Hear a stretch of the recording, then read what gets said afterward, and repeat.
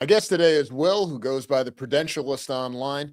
He's got a great Substack, really influential Twitter account too. I'm very excited to have him with us today. And I know he had me on the show a couple of years ago, and I'm really happy to return the favor.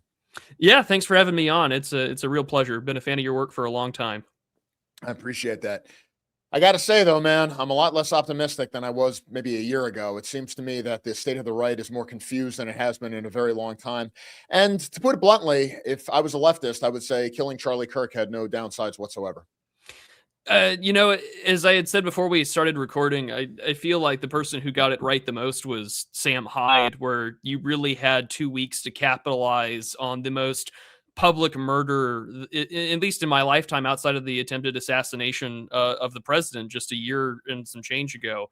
And it's incredibly frustrating because for a moment, it seemed like even mainstream conservatives had an understanding for a split second that the stakes really were that high, as if the attempted assassination of Trump, multiple assassinations didn't do anything. The congressional Republican baseball practice shooting, where a crazed Bernie supporter almost killed Steve Scalise, you would have thought that perhaps something needed to be done. But of course, when you kind of have that ivory tower mindset that you have the money and the means to be considered safe in polite society, you don't have to worry about it.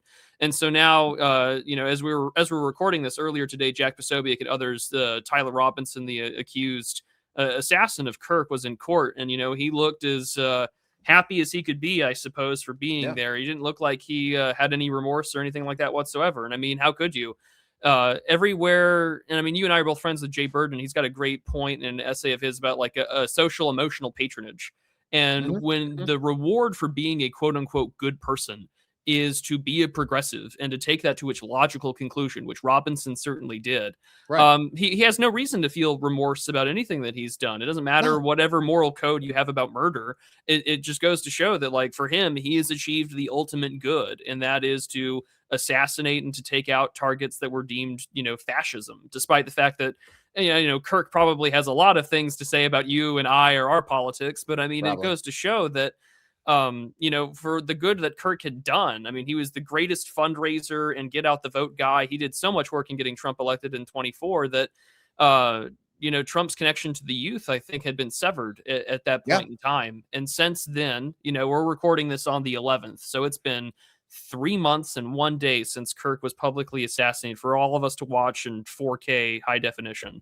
And we've watched, basically the entire influencer sphere of sort of the mainstream sort of conservative talking heads talk themselves in circles, whether it be over Nick Fuentes or conspiratorial attitudes about what's going on to the right. We've watched the Heritage Foundation go through an inquisition and recording people who had objections to wanting to participate in traditions that are not of their own.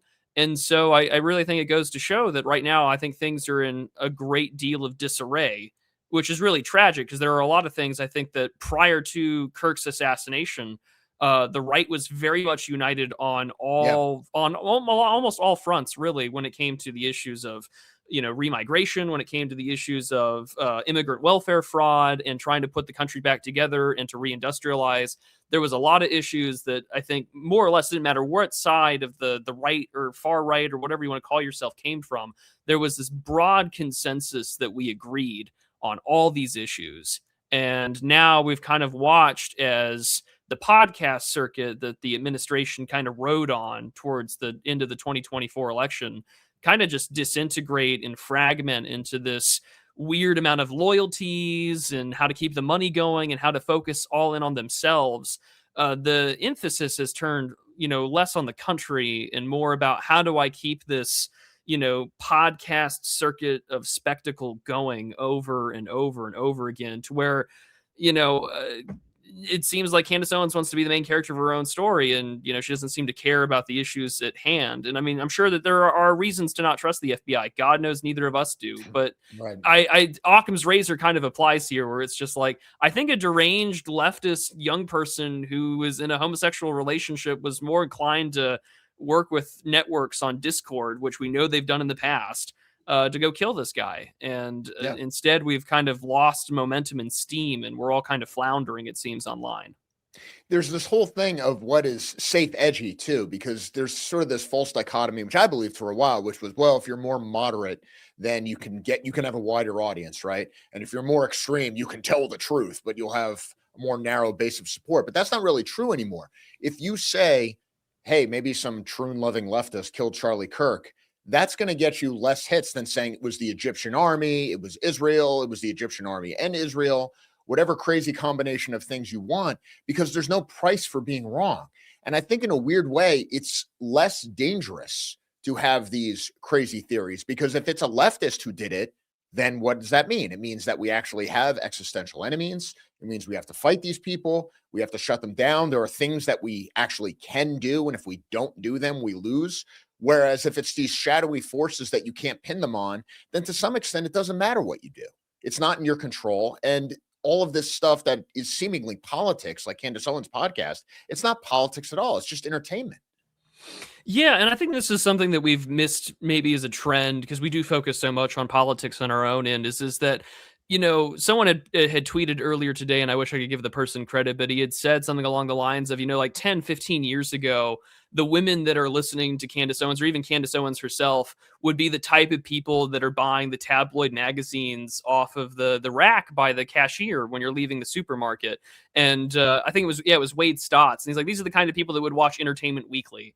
And Entertainment Weekly has been replaced by politics. It doesn't matter if it's, actually important politics like the survival of the nation or anything like that, but even just conversations about these snappy moments on Twitter. I mean, for example, like Jasmine Crockett, who is the, black Yas queen of sort of left-wing Twitter and TikTok. And she's all fake too. Oh, no, of course she is. She doesn't even talk like that. No, it's an affectation, but it's all for the circuit. It's all for podcasts. It's all for clips. It's all for clickbait, and it's all for that. Politics has replaced Entertainment Weekly, and it's and like the joke always goes, like Congress is just Hollywood for ugly people, and I mean that really is true. And now because of social media, that is something that we can kind of imbibe in with no consequence whatsoever, because now people like Candace Owens' podcast or countless others can create these grand sort of character arcs or these storylines that you would see in serialized television.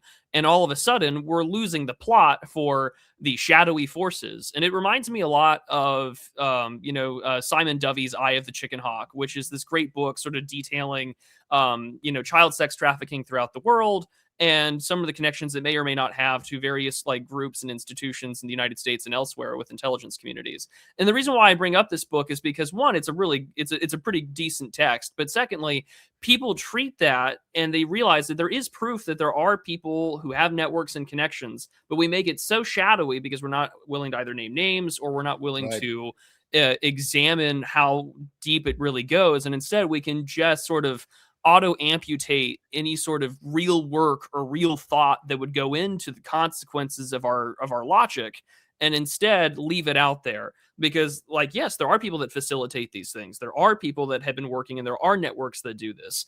And it kills me because I feel like during the Biden years, the right was really good at naming, mapping, providing org charts. And I mean, it's not like this stuff takes a lot of research. A lot of this is publicly available information. It's all out in the open. Like, for instance, like Mackenzie Scott Bezos, or just Mackenzie Scott now, the billions she's given to left-wing causes, she just announced another round of billions of dollars to donate. It's all publicly available information.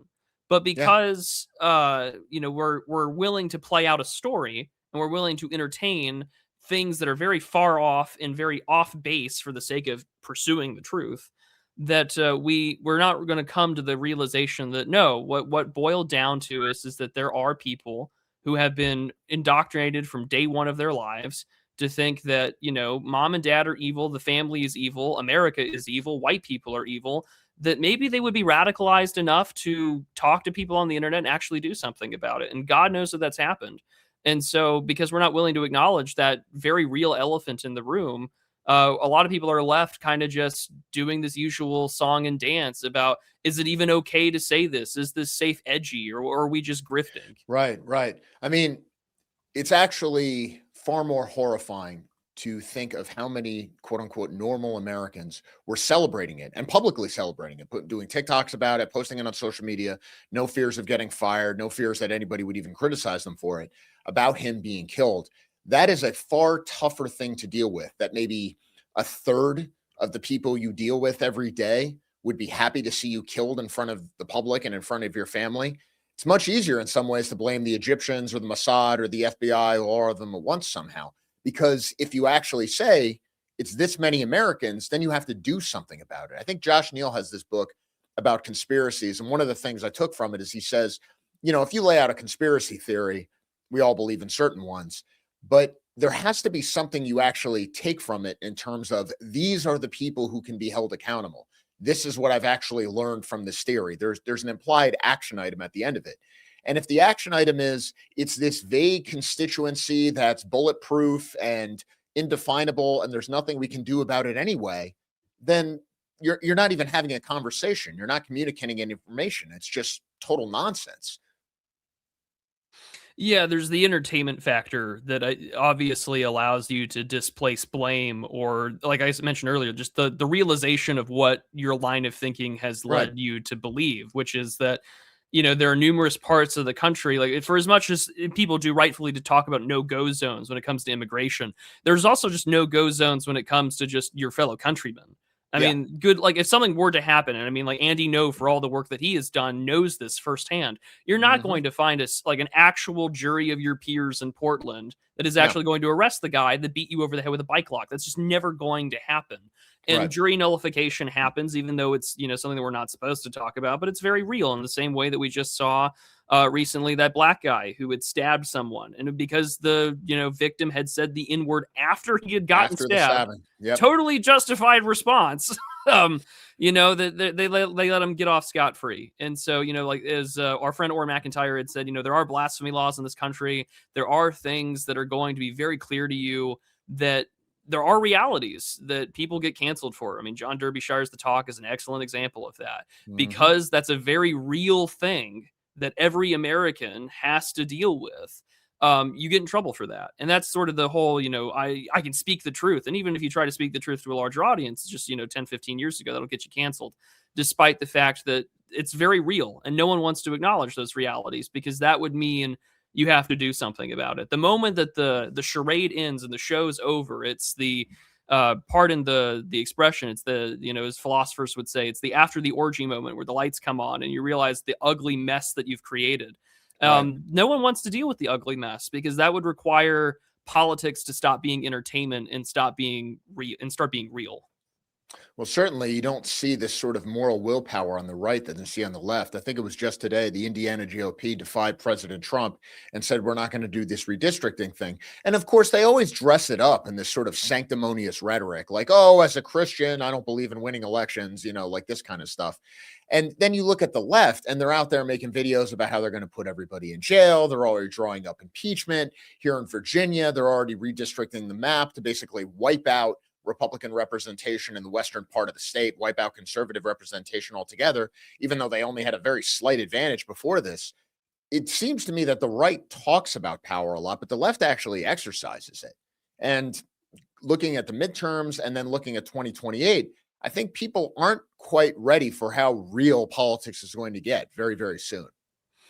Yeah, I do. I think the greatest fear, and I gave a talk earlier this year on that very question about sort of the Anglo-American tradition about how we view collapse and decline in sort of our politics.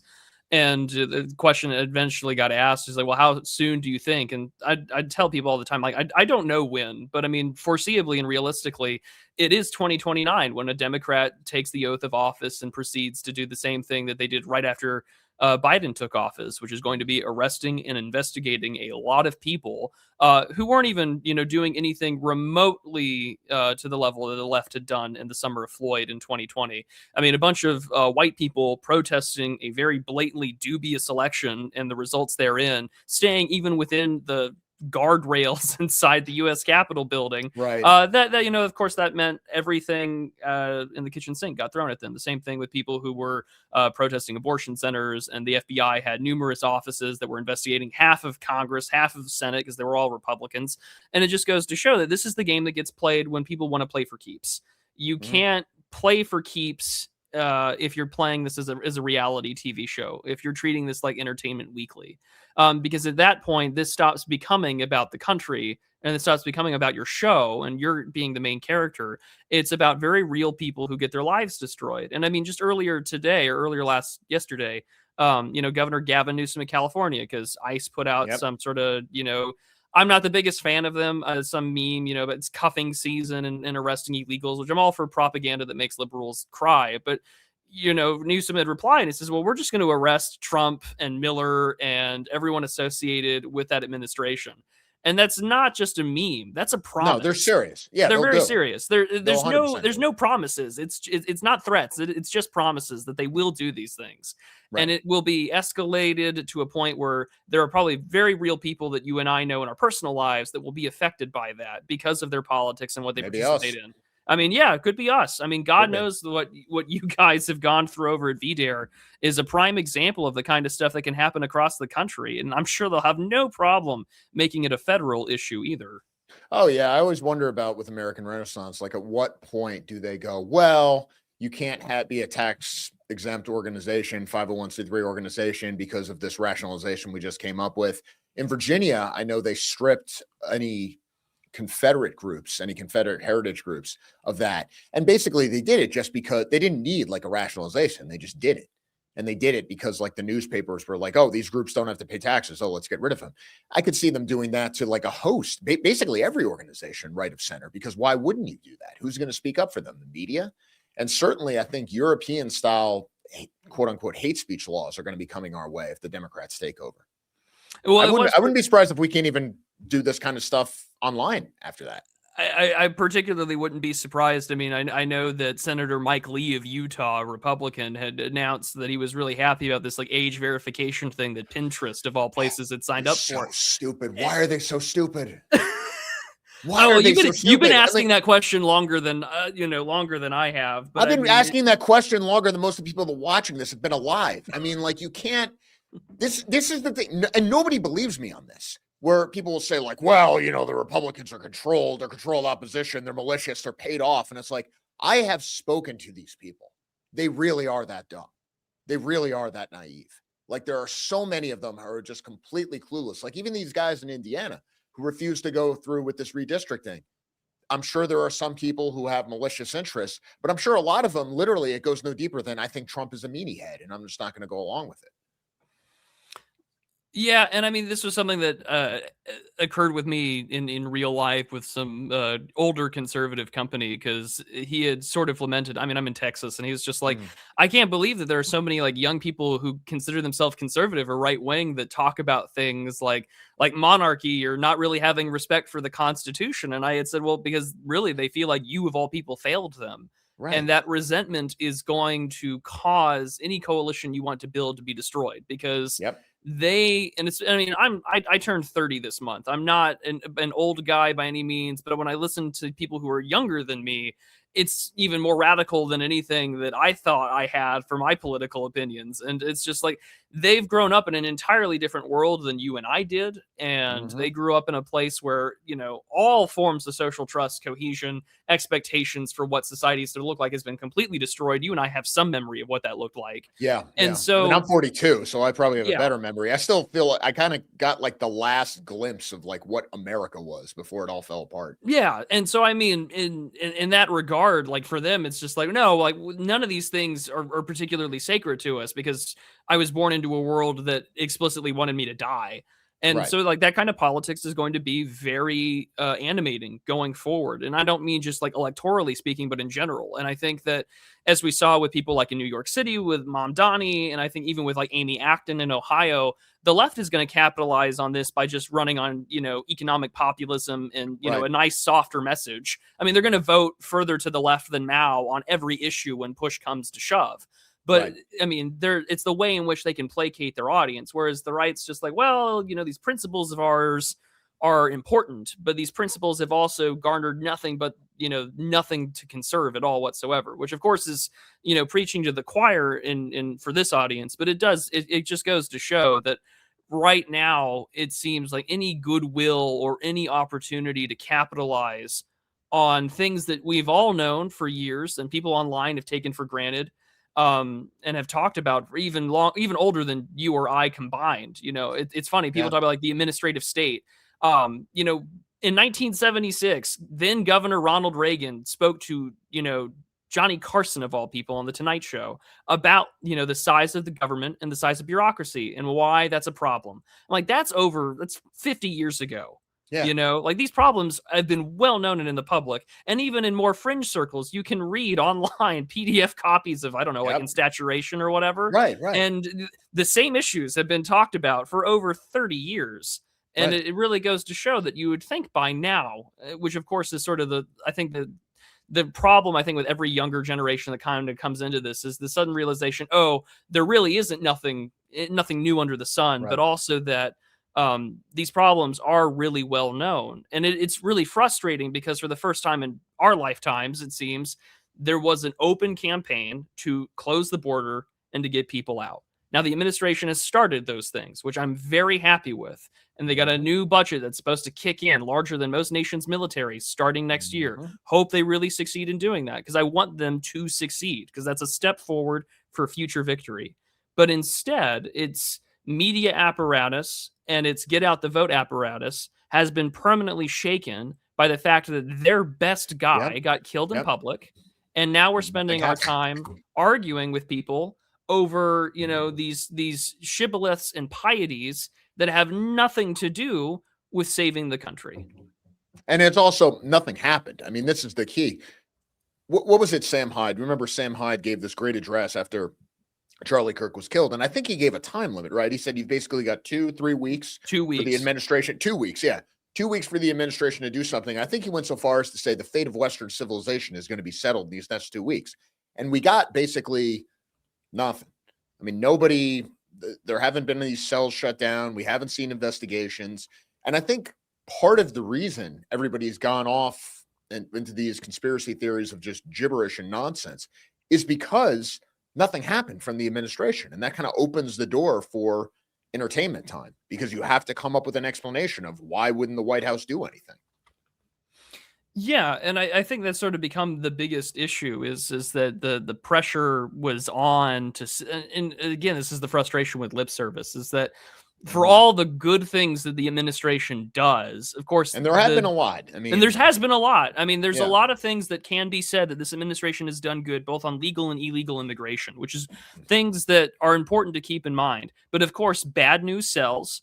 And nothing sells like bad news when it comes to the fact that, like, your best guy was publicly assassinated and the lover of the alleged assassin is not in custody for questioning. The shooter was turned in by his parents, thank God. But, like, it does go to show that, like, there's some serious competency questions that need to be asked. And there is a lack of transparency. Now, I understand open investigations. I'm a realistic guy. I mean, I get these things. I'm not going to get everything that I want.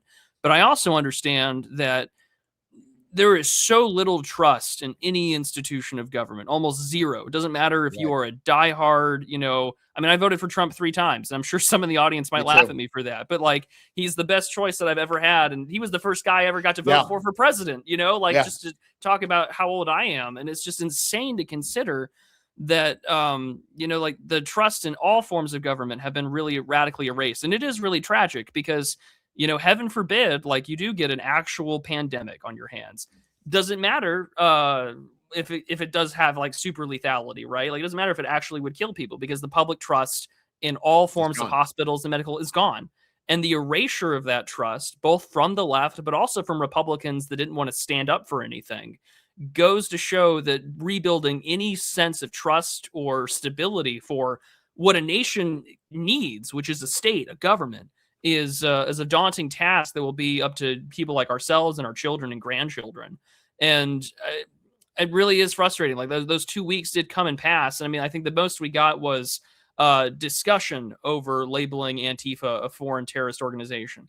Now, they did do some of that. They labeled 4 European Antifa groups, the most important one being Antifa Ost, which is in Germany, which has a lot of funding to a point where I think they even get some taxpayer dollars. They get a lot from the taxpayers, And Germany is like, it's the most occupied country there is in terms of the left actually just being set upon right wingers, and not even the real right, what we would consider to be like moderate conservatives, but you'll just get beaten in the street and nothing happens. And I mean, again, to give the administration credit, like they labeled that as a foreign terrorist organization. They did something. They've spoken up for AFD, which is good, but it does go to show, like, domestically, he has been so stymied both by the judiciary, but also because Congress doesn't want to do anything. And it's amazing how irrelevant the GOP Congress is. Like, what do these people do all that? What kills me, this was really funny. This was about 2 or 3 weeks ago. It was after one of the special elections that just had, I think it was all the by elections that had just taken by. And I want to say it was Mike Johnson, the Speaker of the House, or the former Speaker, Paul Ryan. I don't remember which one specifically, but they were saying, listen, Republicans just ride on coattails and they haven't done anything in their time in office. And he says that's going to kill them. And I was like, wow, someone kind of understands how the game gets played. But I recall the most honest 5 minutes of congressional TV of my life was during the Brett Kavanaugh hearings. And then Senator Ben Sass, who I have no love for, had said Congress has effectively abdicated its responsibility. It does not govern. It writes shell legislation, which the executive branch and its various department heads will interpret. And that means that whenever the administration, right or left, does something that people don't like, they have to go to the Supreme Court. And the Supreme Court becomes the politics of last resort for the entire country. Yep. And so, yeah, the GOP in Congress has become effectively irrelevant. And the only thing that they've been able to do is hold up the nominations. People like Jeremy Carl, who wrote The Unprotected Class. Great guy. The only thing they do is get in the way of President Trump. Yeah, they've gotten in the way, and they've effectively held back, and they haven't done any of the sort of parliamentarian rules that could be changed to do that. I mean, they don't want to nuke the filibuster. They don't want to do any of the things that would allow the administration to effectively keep their enemies out of office for a decade. And when someone tells you, I have the opportunity to keep you in power for 10 years, most people would say yes to that. But because, again, for whatever reason, that Trump's a meanie head, a violation of norms, a threat to democracy, whatever excuse they come up with, the ability to wield power is something that they don't want. It's like they look at the crown in the gutter and they're like, actually, it looks better in the mud. Yeah, that's exactly right. I mean, I think one of the things that people don't believe me, but I've really become committed to this position, is that not only do Republican elected officials not want to exercise power, they don't even really want to stay in office. They do so many things that are counterproductive to their own political survival. And I really think that they think the purpose of being in office is to serve certain agendas and then get out and then get a lucrative private sector job or public sector job, like running a university or something like Ben Sass did. I mean, they're fundamentally uninterested in accomplishing anything. And I think they're deeply hostile to anyone who does want to accomplish something. Whereas the left, they're political soldiers. You better believe a Democratic Congress is going to do something. Oh, yeah. I mean, a Democratic Congress will do exactly the same thing that we had saw when they had a supermajority in 2009 when Obama got into office. I mean, sweeping changes and legislation were just passed. I mean, a lot of that capital got wasted on Obamacare, which in retrospect may be a good thing. God knows what they could have done. But I mean, you mentioned the 501c3 thing. I mean, like, there's an example there with the IRS targeting conservative groups during the 2012 presidential election. There's no reason why that couldn't happen again. And I mean, if I were in power, I'd be doing the same playbook on the left, tomorrow. I'd be investigating and auditing Mackenzie Scott Bezos for every donation she has ever given for now until the end of the world. I mean, that would just be the straightforward, smart thing to do. But it does go to show that, and I hate to give this guy credit. I really hate to give him credit for this. But like, this was something that Richard Hanani, of all people, had pointed out. And it's a very obvious statement. The left cares more. That's because they're dedicated foot soldiers. It doesn't matter at what level you are.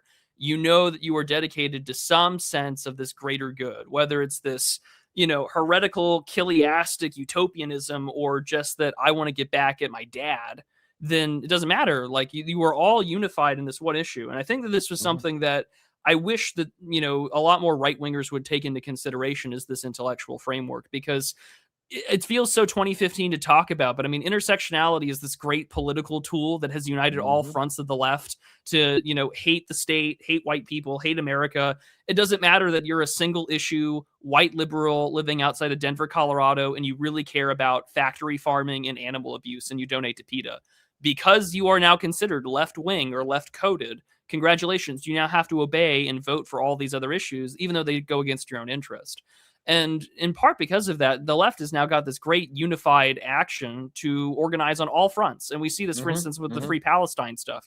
Free Palestine is queer coded. It's good for animal rights. It's good for environmentalism. Like in all these sorts of strange ways that doesn't even mean anything. They just say like this issue is important for all these other issues. And because of that, you now have a way for any person who's remotely disinterested to now suddenly give a shit about a progressive pet issue that they didn't know about 5 minutes ago. The right doesn't have that, despite the fact that you kind of do. And I mean, the New York Times during the election said, well, Trump has a theory of everything, and it's immigration. And it's like, well, that is the theory of everything, because if America had 100 million less people, we wouldn't have to worry about all. We wouldn't have any problems. We wouldn't. There were just, I mean, what would we even talk about? We wouldn't have half our national security problems. We wouldn't have a housing crisis. Healthcare costs would not be high. Education would be way better. Crime would be way better. But I mean, again, the problem with the right, I mean, this kind of gets to the heart of like right and left, at least defined in an Anglo-American context. The problem with the American conservative movement is that fundamentally, once you've spent some time in it, they really believe their own propaganda, and they really believe that if everybody pursues their material self-interest, somehow that leads to the best social outcome. But the problem is, if you're telling 20-year-old activists who are showing up to the Leadership Institute or Heritage or whatever, that the way forward, the moral thing to do is to pursue your own economic self-interest, what kind of people do you think you're going to get? Of course, they're going to sell everybody out at the first opportunity. Of course, they're not going to sacrifice anything. Of course, their number one priority is going to be, yeah, I'll play it carefully. I'll get elected to something, and then I'll eventually be a corporate lobbyist and live in a gated community, because that's what being right wing is all about. It's no wonder they're getting their butt kicked. Yeah, and I think that this sort of boils down to, the eternal question of gatekeeping. I mean, through every election cycle, when the right wins, either the White House or a majority, the battle becomes for what I would consider to be the power of, any of those offices, which is the staffers. And all staffers and bureaucrats functionally have immortality, because they have more power than the guy that's elected. They will most likely stay there, and if they don't stay with that particular congressman, they will transfer somewhere else. There are a lot of guys who are on the right who listen to people like you or myself that are in these positions, and there is no safe place for them. There's no safe place, because it doesn't matter if you want to support, an immigration moratorium, or if you want to do X, Y, and Z. If they sent, if they just by their scent alone, if they see that you're like too far to the right, or you're not, they know. They know. They figure it out. They're really good at that. They'll figure it out really quickly. And they're going to know this instantly. Is the thing. They're like, oh, the Republicans are such cucks. They don't fight. They don't. No. These guys are brutal when it comes to hunting down the right wingers within their own ranks. That I have seen like some Mission Impossible type shit where they're setting up sting operations. I won't say the guy's name. But he's a friend of ours, but he had just used the phrase "girl math" in conversation one time. And he had basically kind of got warned by a friend of his. He says, oh, you kind of might want to find a different place, because these other female staffers are going to want to try and throw you out just for that comment. Yeah. And so, but I mean, we saw this, of course, in the 1970s and in the 1980s after Reagan had got elected. I mean, if you read, Bob Whitaker's The New Right papers, you can kind of see that these guys had a plan, an agenda. They told you how they won and what they were going to do. And the knife fighting that took place in there, Ryan Turnipseed and I spoke at this at length at the beginning of the administration, right before Trump took the oath of office, that this kind of fight was going to happen again. Fight over staffers, fight over the direction rhetorically, and who was going to do it. And of course, Trump was already at a disadvantage, because despite the fact that he had gotten an overwhelming electoral result to vote for and to support things like mass deportations and reindustrializing the country and taking care of the issues of foreign interests in the United States, that half the Republican Party wants to see him go. And most of the GOP staffers would have no problem than to see a return to the Mitt Romney or Paul Ryan style of like economic conservatism and managed decline, which is a very issue that has been discussed in mainstream conservative circles since the Buckley days. And while that issue is going to continue to be discussed for as long as I'm alive, it just goes to show that what you need are going to be some alternative to staffing and everything else. And I think things like that are being slowly built up. There are a lot of good people I know that are working at like the State Leadership Institute and things like Yeah, that are definitely. friendly. But it is a cycle that you and I have seen and have read about that has been the course of like post-war conservatism for the last 70 years. Yeah, none of And it this is is, new, unfortunately. yeah, nothing new under the sun on that point. I think what has made things a little easier has been the fact that it's a lot easier to call out. And that, for instance, I mean, say what you will about like the whole Nick Fuentes Piers Morgan thing. It was two different generations of Yep. media personalities shooting at each other and missing entirely because Piers Morgan doesn't know what to do when you call someone a bigot or a racist and they don't And give a they're shit. like, I don't care. Yeah, Yeah. they don't care. They don't know what to do with it in the same way that I don't think Nick really knows how to respond to people who were, raised on TV and being prim and proper for the camera. I mean, for instance, it was really eye opening when my first memory of Piers Morgan as a media personality was him getting his ass handed to him. I say that in quotation marks with Ben Shapiro over gun control, and then to only find out like 2 weeks later that like, oh yeah, Ben and Piers are still friends despite that because they're in like the same, I Right. think, country club together or something like No, that. of course they are. And of course they are, right? But it goes to show that like it's two different types of media personalities, and more and more people realize that there is the power of saying no or saying I don't care or and so what Right. really does go a long way. And I think that with a lot more younger staffers and a lot more of the crop of people who have grown up under sort of the Trump era of politics. I mean, like a decade of someone being loud, boisterous, and telling you to shut up because I have something to say is an incredibly inspiring thing for people. And I think it's gotten a lot more people involved in politics than if it were any other candidate.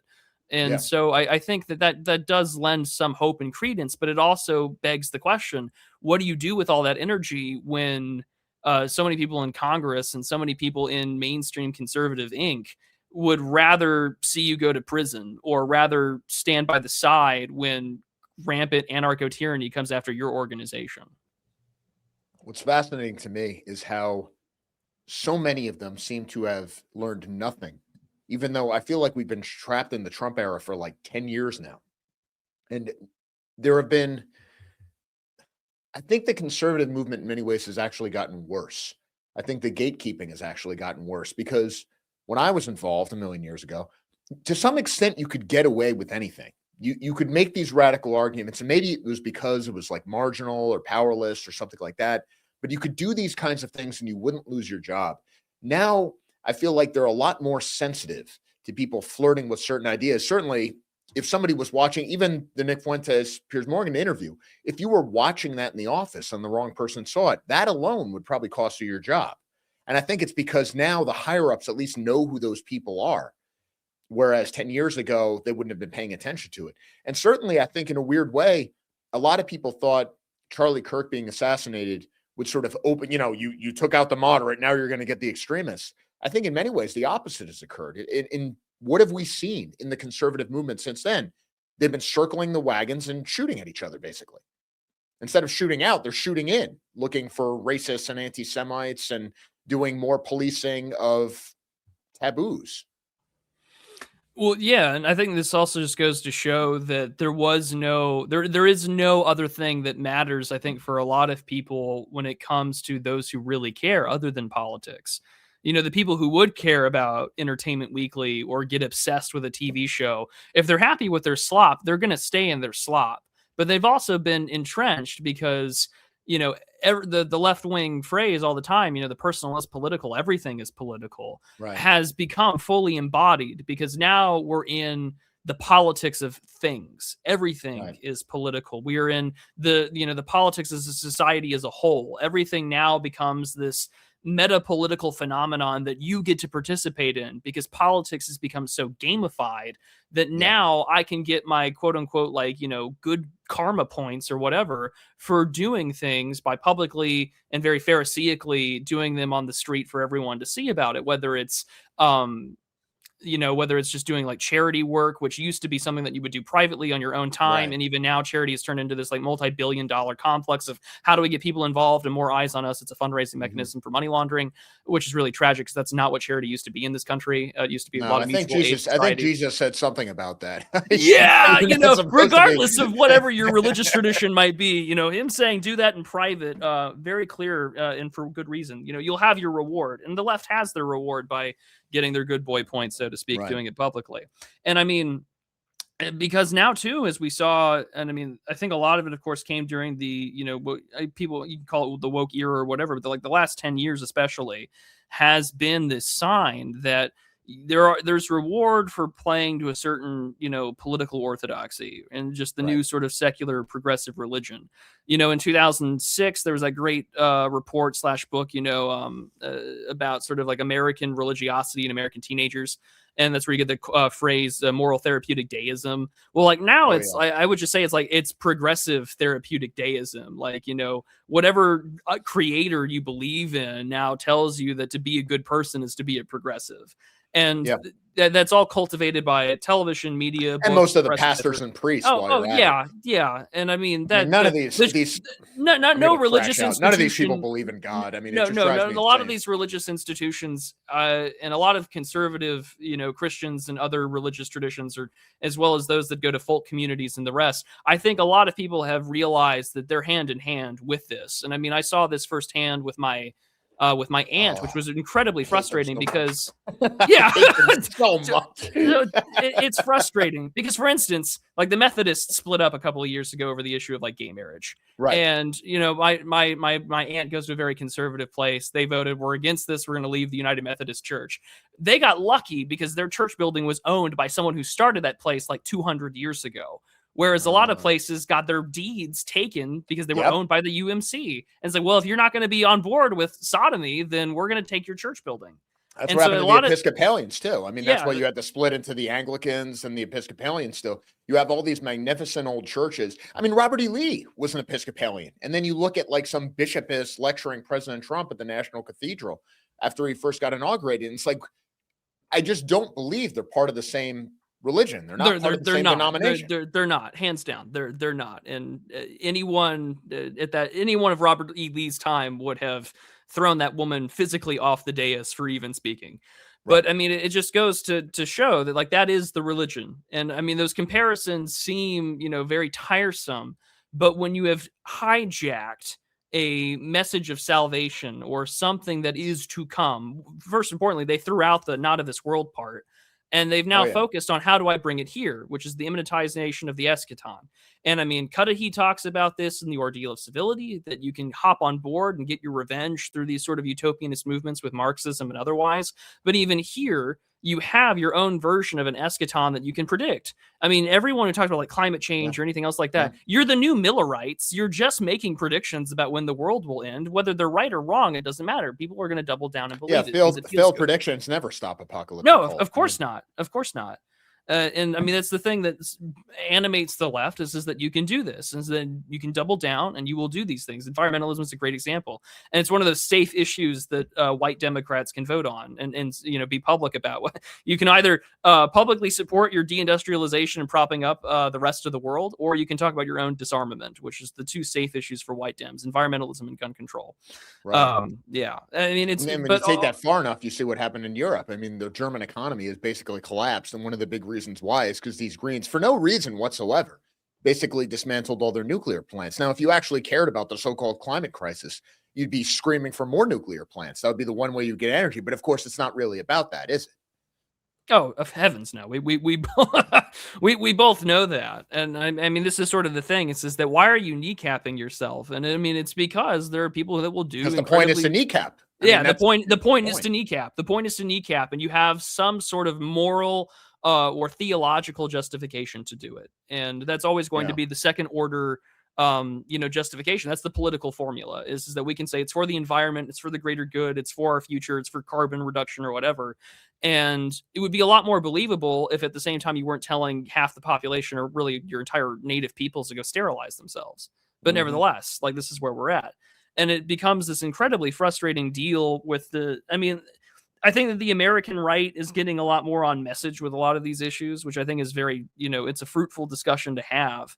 And I mean, even and of course, the administration has done some good, especially when it comes to, they're against the blocking of the AFD. They want to Right. talk to people. Even the national security strategy Yeah, document calling was out very. specific patriotic parties, saying that it's a good thing that patriotic parties are like rising in support in some of these areas. That's what made And the EU go completely nuts. even with the document saying that we stand against civilizational erasure Oh yeah, is an amazing thing to see. I mean, that requires follow up, of course, but I mean, even then, this administration has done things such as like reduce the refugee asylum cap. right. I think it's now to like 6,000 a year, with a primary focus on white South Africans. And like, remember, and we're only 1 year, less than a year into this administration, but like even within the first 3 or 4 months, he led in 59 white South African refugees, and the world went apeshit. For the only Episcopalian Church got rid of its refugee program just Sure for that. did, just because of that. And it goes to show that the religion of the day is the white people are Satan, and that's the attitude that they want to go forward with. And when you're that animated and you're that big of a believer, or you think that you're going to be spared because you said the right things, well, we can kind of look at the collaborators of the Haitian Revolution to kind of see how that ended up. Yeah, no kidding. I mean, I guess this brings me to the point that arguably defines my whole show. I mean, what is my fundamental case? That the left is defined by anti-white hatred, therefore the right should be defined by being pro-white. But the problem is there's like one left. There's only one left, but there are many rights. I mean, you can be a Christian nationalist, you can believe in the Constitution, you can be a libertarian. Everybody has their own little source of legitimacy. And race is the one thing that I think a lot of people are still not just uncomfortable with dealing with, but they certainly don't want to be defined by it. And while I think on the right, it is now mainstream to be anti-white, it's certainly not acceptable to be pro-white. Is there a way to solve that? Should it even be solved? I mean, am I going about this the wrong way by saying that, okay, the left is picking a racial battle, we should fight them on that ground? Yeah, and I mean, this is my friend Dave Green, who writes and blogs as the Distributist. He had this essay several years ago where he says, if you don't have an answer or a particular position on the issue of race and identity, you are fundamentally like a country that only has like a bicycle brigade or a motorcycle brigade on the eve of World War II, and the Panzers are knocking at your door. You are fundamentally unprepared for what politics is going to levy at you. And I remember just a few years ago, I mean, you were there too, obviously. I mean, we saw Representative Steve King from Iowa, Oh, yeah. blatantly be pro Western civilization and just be openly pro white in Congress. And, and even when they had used the words Anglo-Saxon, Yep. it had gotten so much hatred in the last several years that it is the animating animus against really just the West in general, just to use that term broadly, is a hatred of what white people are. And in America, that's a very loaded term in the way in which maybe not so much in Europe because of the differences of how we view ourselves racially.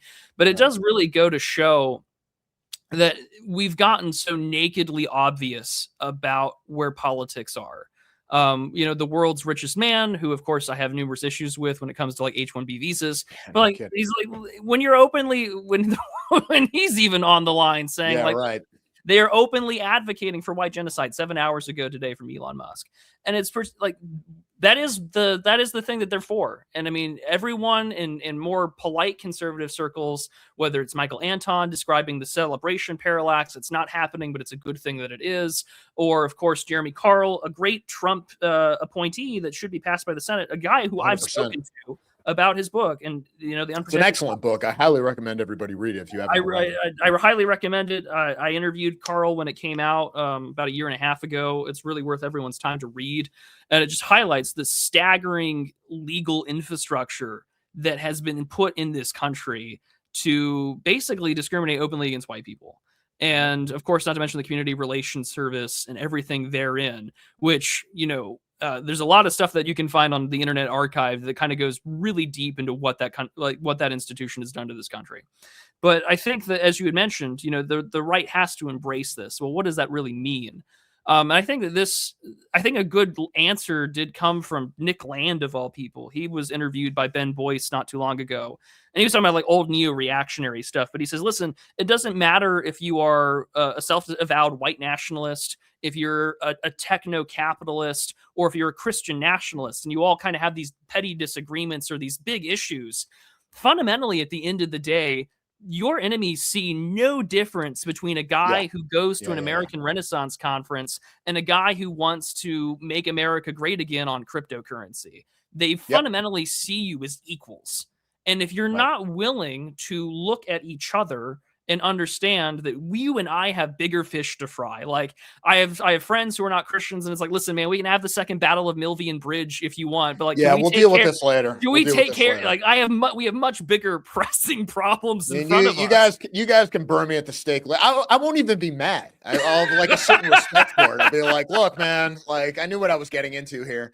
I mean, I've always said that the moment of victory is when they throw me up against the wall for being too left wing and shoot me. But if I'm burned at the stake, I mean, that's also acceptable. But we got to get there first. And Yeah, identity victory is far more yeah, important than right. any of our petty squabbles that we may have.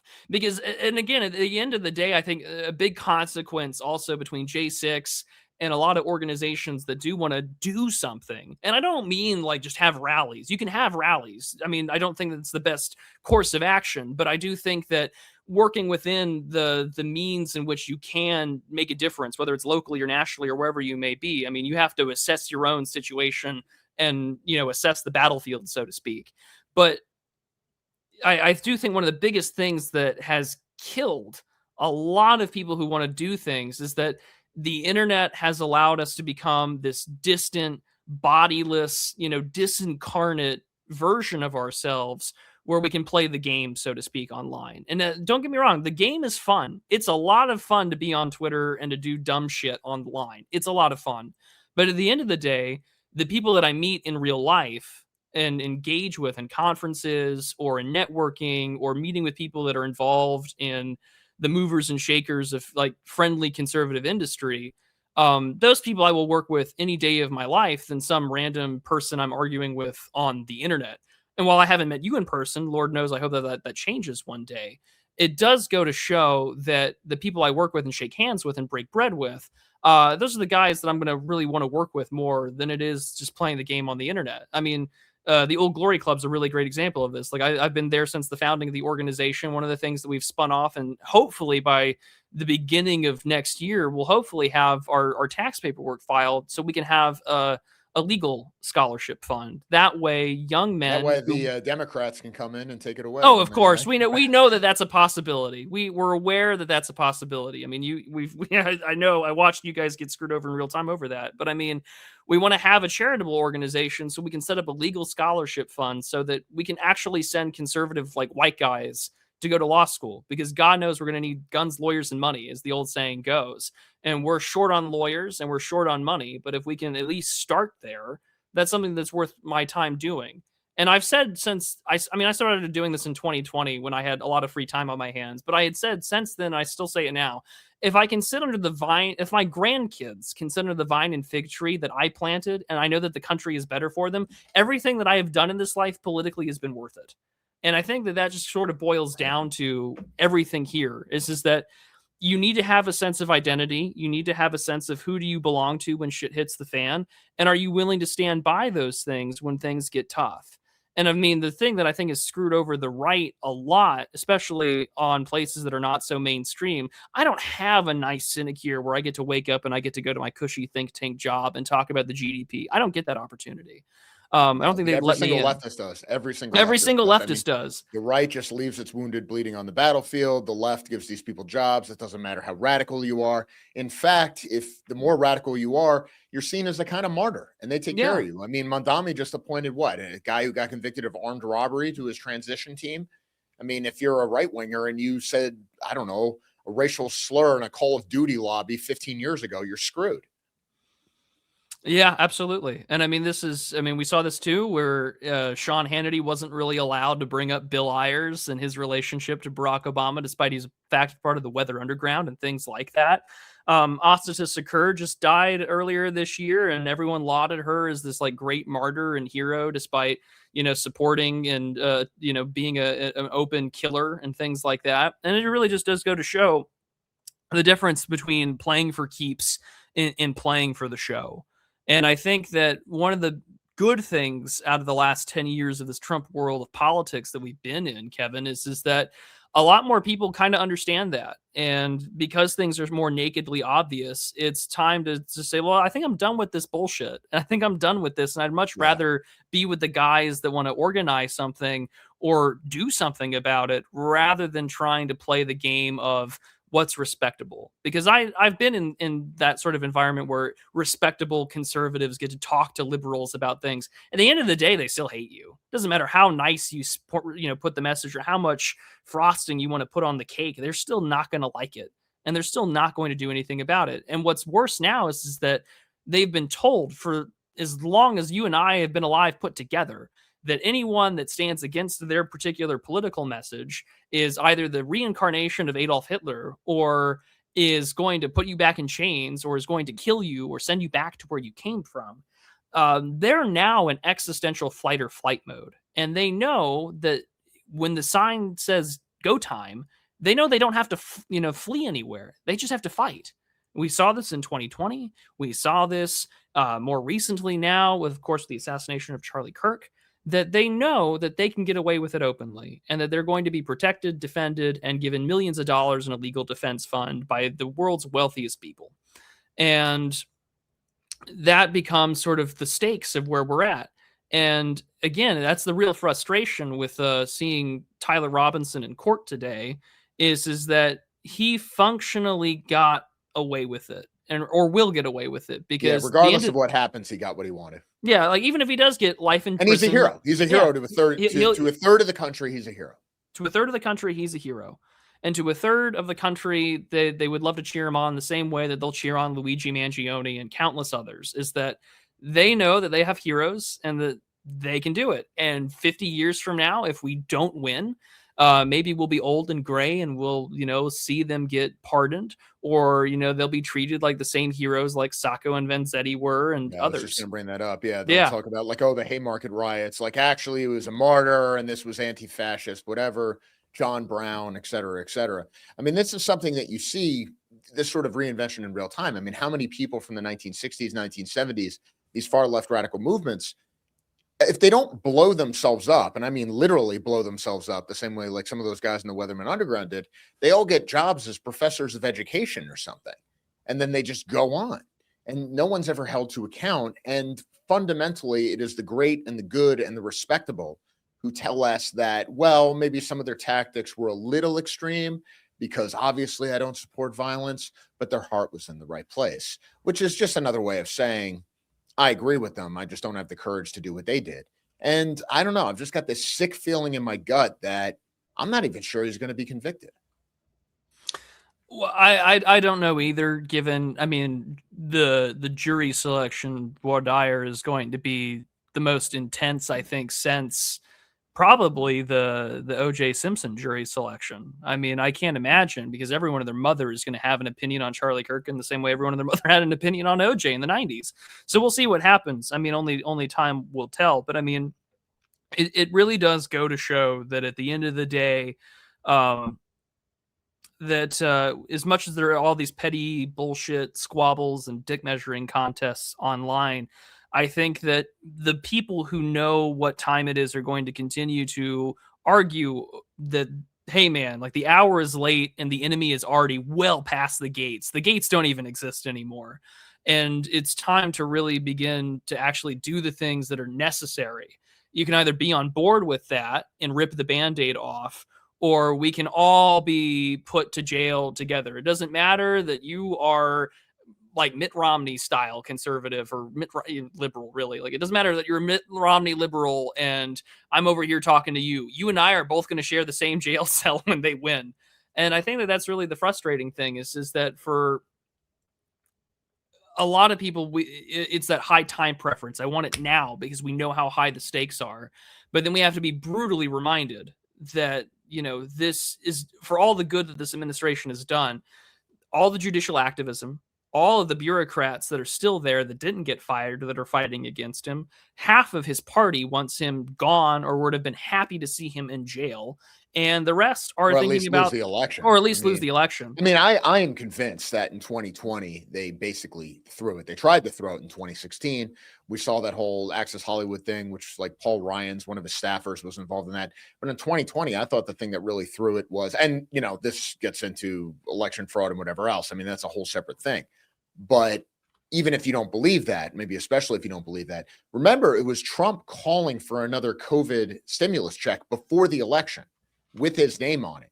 And it was McConnell who said, like, no, fiscal conservatism, we're not going to do that. But then, of course, Biden wins. You end up having to do it anyway. And you spend a lot more money besides on the stupid Inflation Recovery Act that we're all still dealing with the effects of. And I don't think a guy like McConnell, who's been in the Senate that long, is so stupid as to really believe that what he was doing was standing up for fiscal conservatism. I think what he really thought was, I'm going to make sure Trump loses this time.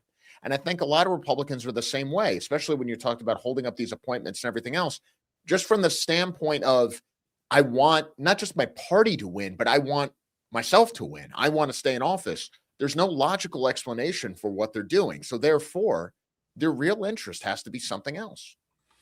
Yeah, and I mean, it was one of the earliest arguments I think I got with someone on Twitter. I think it was like David Hess-Ronnie or whatever. I said, I think it's really dumb that the GOP isn't want to pass these checks. I mean, one, I'm sure that they were going to pass some big stimulus package anyway. But two, like, if Trump wants to win these elections or even help the runoff elections that were going on at the time after the presidential elections, like, pass these things and do it. He's like, well, economic populism isn't the way to go. And it's just like, I mean, as much as I have my positions on economics being somewhat Austrian, it's just like, I also know that this guy needs to win. And I think that matters. That matters a Austrian on more. That. We all look, being 1,000 years old, graying my beard, like every other cliche. I did the whole Ron Paul to alt-right pipeline like everybody else. Therefore, I know my Austrian economics, but I also know this. If you're actually serious about it, you need a general from Chile. Otherwise, this is all fun and games. And like,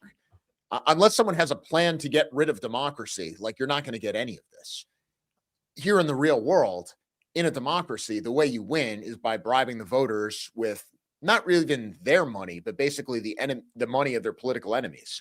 And that is something the right can't wrap their minds around. I mean, so much of the right's political theory, not so much what's happening online, but certainly within DC, is that I have come up with a theory about the way politics should work in an ideal world. And I'm just going to pretend that that's how it works in the real world. And when I lose over and over and over again and end up fatally compromising the goals I supposedly believe in, what I'm going to do is actually blame the people on my own side for not going along with principles. But I'm not even going to engage with the people on the left. And I think fundamentally that becomes this sort of attitude where the purpose of politics, and I think this really defines the right, is to show what a good person you are, which comes across in this very sanctimonious rhetoric. But unlike the left, where they exercise power and they use this morality as basically an excuse for wielding power, for the right, this sanctimonious rhetoric is an excuse for powerlessness. And of course, it's not they themselves who suffer. They all get jobs as corporate lobbyists or whatever else. It's basically the people who are foolish enough to vote for them because they have no other options.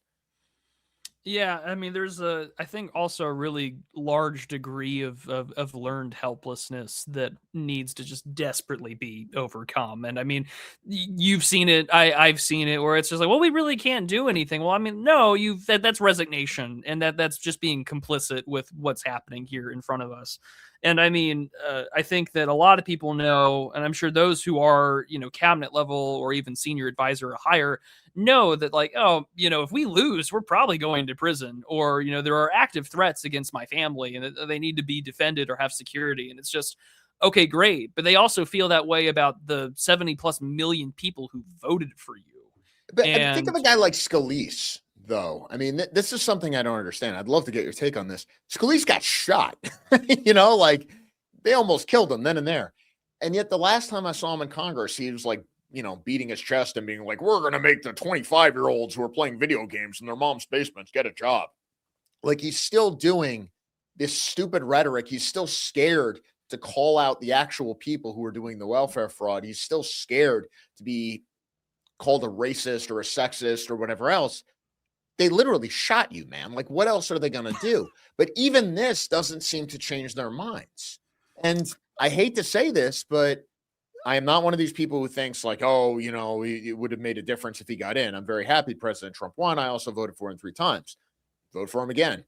But how much of all these problems that we're talking about have to be laid at the foot of the president at this point? Well, I mean, that's the thing is that everything has been laid at the foot of the president because Congress refuses to take action. And I understand, like, it's most Democrats are going to vote for you, and then you have to keep whatever factions inside your own coalition. I mean, I would hate to be the speaker or the whip or any of them. I can't imagine the kind of hell that kind of job is like, because God knows that majority is already super thin, and the people that are very pro-Trump really don't want to play games with them either. And I don't blame them for not wanting to play games with people that want to simply just like talk to the media and make their speeches.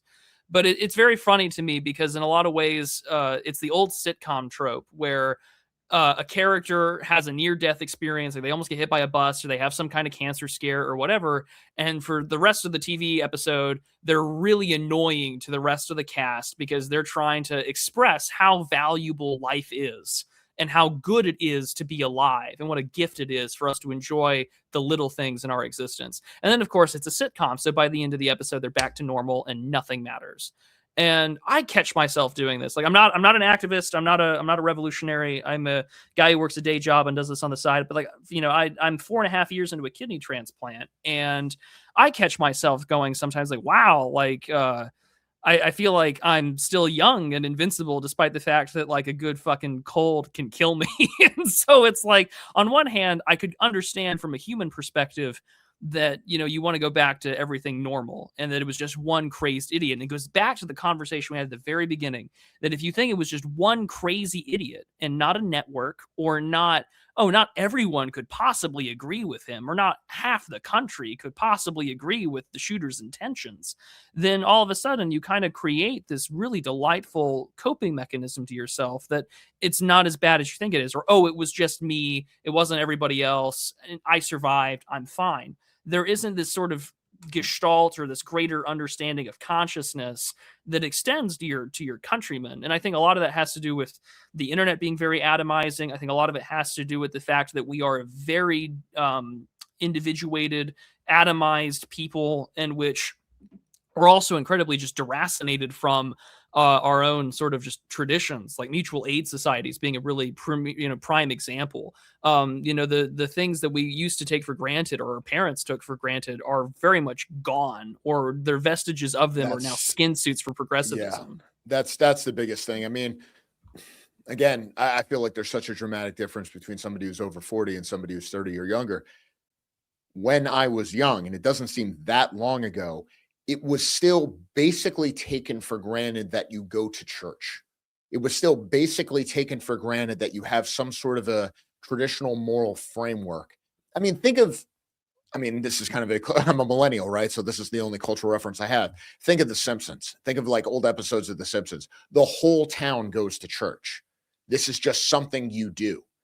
That by itself is something completely foreign to anybody who's under 30 now, unless you're part of a unique subculture, which is seen as fringe and weird to most people. And that didn't really happen until after the George W. Bush presidency. What you have now is a complete lack of social trust because everybody hates the government. You don't have any of those institutions below the government, between the individual citizen and the government, that help you form these sort of communities, the sorts of things Tocqueville talked about. You don't have any strong ethnic ties anymore, at least not if you're white, which means that non-white groups who do have these strong ethnic ties can just run roughshod over you. And more than that, even the sort of, as the government gets more developed and as they lay out more and more programs to take care of us, the safety nets that I think a lot of older Americans in the back of their minds still think exist just aren't there anymore. I mean, something like a pension. Think of how crazy it is when you find out that somebody has a job now that's going to pay them a pension for the rest of their life. I mean, unless you're working for the government, you're probably not going to get that. But that used to be a normal thing. And I think one of the problems is that so many older Americans just assume this is how it used to be. I was able to afford a house on a single income. I have a pension in my old age. I was able to get a car whenever I needed to and whatever else. And they don't understand that right now, Americans are being basically thrown into a world that openly hates them if you're white. And not only do they not have any government organizations that are going to take care of them, not only do you have any community organizations that's going to take care of them, you're not even really able to form relationships between individual people anymore because the social distrust is so strong that even within the same race, as Robert Putnam's study showed, diversity increases social distrust even among peoples of the same race. And that's before we even get into the war between the sexes right now, which is worse than ever. It's a friggin' nightmare out there. Yeah, no, I mean, it's really interesting too, because there are those on the left that want to focus on this as like a purely economic, like we don't have enough class consciousness in there. And it's just like, even if you believed that, look me in the eyes when I tell you that Amazon, which owns Whole Foods, purposefully diversifies its Whole Foods staff to prevent unionization. Like, tell me then, what do I do about this being class consciousness when they know the same things that Putnam knew? That, you know, if everyone is different and doesn't Or even know each other. Chomsky. Even Chomsky talks about this on a long enough timeline. Capitalism is anti-racist because racism itself is a human condition. Yeah, exactly. And so once that consciousness gets eliminated, then what do you do? And no one wants to trust each other. No one wants to go to these social things because, like you had said, the things that we took for granted that were part and parcel of a largely homogenous society are gone. And even when you go looking for the vestiges of that, like you had said, they're either really fringe or they're very so hidden that people don't care. Like I'm a member of my historical society where I'm at, and it's all old people. And they're all super excited that someone under the age of 45 is at that meeting because they have no idea where all the young people are who care about like my locality or whatever, you know, wants to, you know, why do you care about the history? And it's like, well, I've got family here. I have family that's been here for forever. Like, I'm really interested to know more about it because I didn't grow up here. And now that I'm here, I want to know more about it. And they find that so fascinating. And it's just like, well, had the country not fallen apart in a lot of the ways that it has, there'd be a lot more young people that would want to take up the reins and want to care about taking care of these Civil War veterans' headstones and things like that. But that doesn't exist anymore. Like you said, we take it all for granted. And because that's all been taken, and COVID, of course, did a number two, because now your bars are gone. The ways in which you would, when you're done. yeah, like that was sort of, I would argue for a lot of people, it was sort of the nail in the coffin where it's just like, well, I'm just going to stay inside. I'm just going to be a shut-in because now the ways in which for instance, I consider myself like a lot of, I guess, younger millennials. I feel like I'm the last C-17 out of Bagram Airfield, you know, so the last chopper out of Saigon. Because like I get married next year, and like I was just gonna say that same thing. I say the exact same thing. You know, like I'm very blessed. I'm very happy. But like I talked to a friend of mine who is younger. He's a really well-to-do young white guy. He's in law school right now. He's on his third year. He's already got a job lined up, and he's telling me about how the dating game works. And, you know, thankfully someone at church is trying to set him up with one of his daughters. But he was like, oh, well, her account popped up on my Instagram. I'm going to go follow her and I'm going to start playing this game about messaging and liking each other's stuff. And I'm like, I have no frame of reference for how this courtship stuff works. And that's why I don't really comment so much on marriage and family life these days, because it's like, it's a totally different world. And people who are younger than me tell me it's hell. No, it's a total nightmare. It's a total nightmare. Yeah. I just got lucky. I don't have my ring on right now. My wife's going to kill me, but I am married. No, but I mean, I just totally, for me, I mean, I basically met her during like this one brief time when the alt-right was able to like do meetings openly and that kind of thing, which lasted for like 6 months. And so people were like, oh, well, how do you meet a girl who's this and that? It's like, dude, I have no idea. I mean, it was a totally different world when you were in your 20s because there were a host of you didn't need social media game or anything like that. You just went up and talked to people. You just hit on people at bars. You hit on people at meetings. You flirted with people, and then occasionally you'd get laid. And that's just like what would happen. You cannot do that now. That's not a thing, because at this point, going up and talking to the wrong person that by itself could be a national news story. That by itself could end your life. That by itself becomes a controversy. That by itself could be a law enforcement matter. And if you look at college campuses, I mean, I think one of the most chilling things, and even the mainstream conservative movement paid attention to this for a while, they would have these basic like tribunals for guys where there were no rules of evidence, there was no presumption of innocence, where basically you could be accused of the most heinous offenses and almost like no defense was possible. And you had guys getting kicked out of school and whatever else. I think one of the reasons that you see these polls where especially young, well, not Zoomers at this point, really Gen Alpha, but also Zoomers say they are not in relationships, they're not having sex, they're not hooking up with people. I think one of the reasons for that is because in some ways they've been traumatized, but it's a kind of trauma that nobody in the media and certainly nobody in therapy or anything like that is going to have any sympathy for. How are you supposed to react when this most basic thing that hits you when you're a teenager, there's no outlet even possible? And there's like no communication between the sexes because basically every girl has been taught to think of you as something like a beast. Yeah, again, it's a big reason why when people give me advice or ask for advice, I'm like, I don't know what to tell you either. And I mean, I'm a decade younger than you, and it's just even then, I don't have much to say either. Like I said, I got lucky, and but I also she and I met online, and it's just like we managed to make it work. Like, I don't know what to tell you. Like, I can't give the same Yeah, advice. sometimes you just get lucky, right? Yeah, I really like that's all I can say. Like, I'm just like God's providence kind of kicked in for me here. I don't deserve her, and I'm very thankful for her, and I'm blessed. But like at the end of the day, man, it's just like I It's can't not good give, advice to give to other people. yeah, it's the worst advice. It's like asking some guy, hey man, how did you win the lottery? And it's just like, well, there's no good advice that the lottery winner can give you. He just got lucky. And that's sort of the thing that I feel that has been this great return, at least I've noticed on the right, has been this return to, sort of a just like patriarchate in general, which has been, there's Yeah, been this 100%. great. I mean, for instance, like I understand that there's been, I mean, whites are just as much have been affected by it too. I mean, like the Great Society destroyed whatever was left of like the black middle Oh yeah. class. Like the Oh yeah. same thing is happening to white people right now. And like when you have YouTube channels like Dad, how do I do this? Or Dad, how do I? There's a lot of things like this where it's like just a regular guy explaining how to like change a pipe fitting or fix a leaky water heater or whatever. And those get hundreds of thousands and millions of views. It's like this is the depth of the cultural rot aspect of it too. Is that we've allowed that to be destroyed. And we outsource fatherhood, or we outsource What is Jordan Peterson? Well, I mean, not that yeah, I anybody mean that. cares I about him mean, now, but that was not the his best career. example, but that was his career. As a Jungian, psychology professor and everything. Like a lot of people looked at him as a father figure, and you can't really. I think it is tragic Outsource that it, yeah. you can't outsource being a father. You can't outsource fatherhood. Well, how And many broken families are there now, too? I mean, this is yeah, one of the more terrifying things is that there are so many cases now. This is one of the big problems. You always get like on the American right, people will quote Margaret Thatcher, actually, where there's no such thing as society, but there is such a thing as society. And you can talk about, well, an individual life, like this person needs a divorce and that was the best thing for it. Or, well, life is complicated and this thing's happened.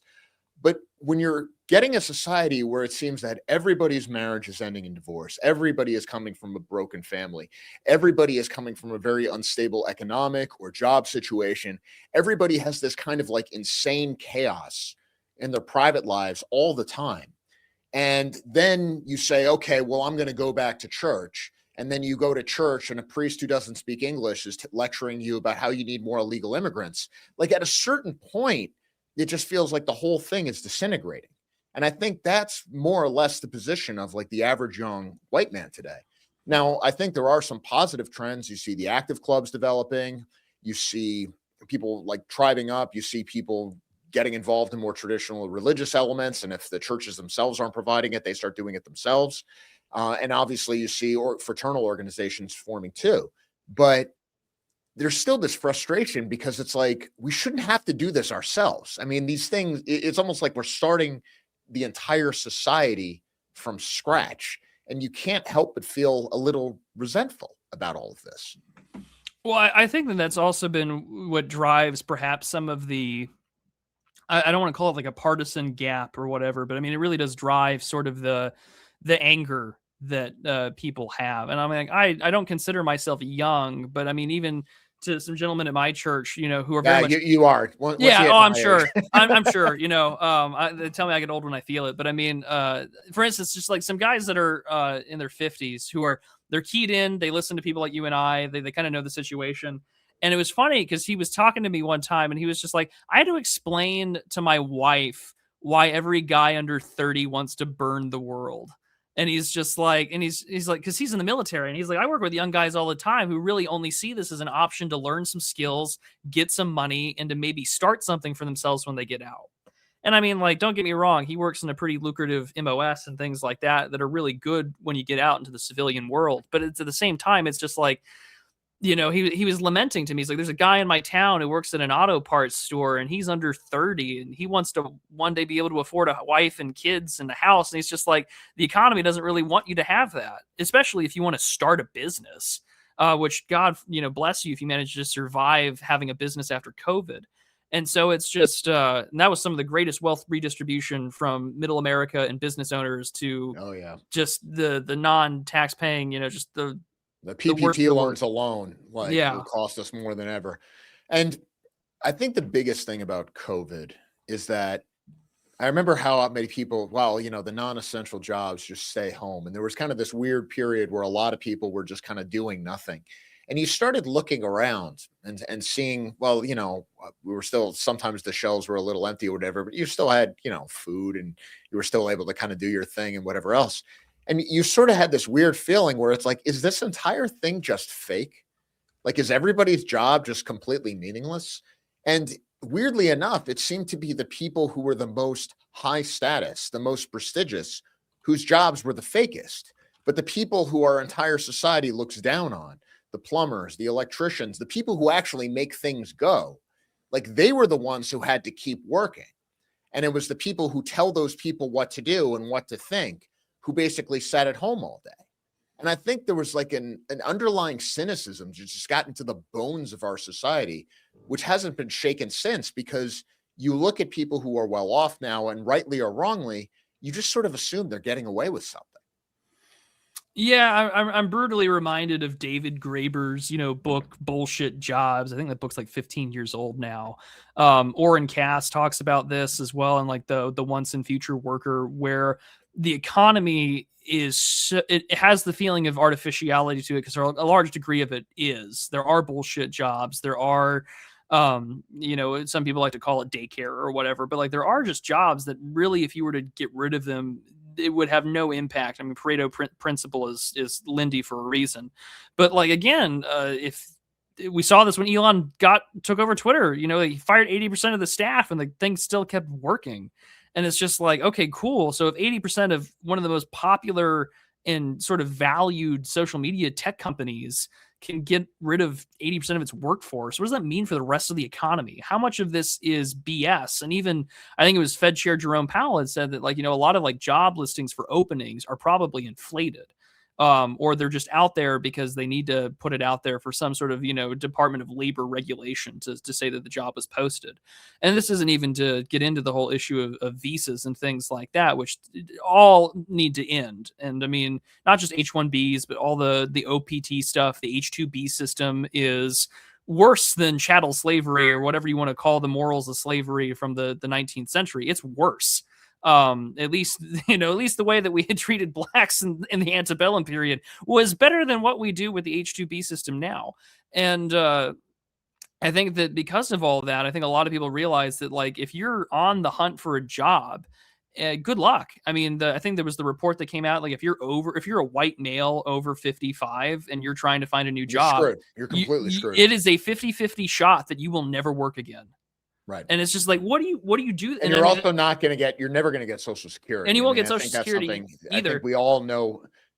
Anybody, even people significantly older than me, are never going to get Social Security. And one of the striking things I've noticed too is that millennials will still do things like, if they have a job that can do it, have a 401k, or they'll get into investing, whatever else.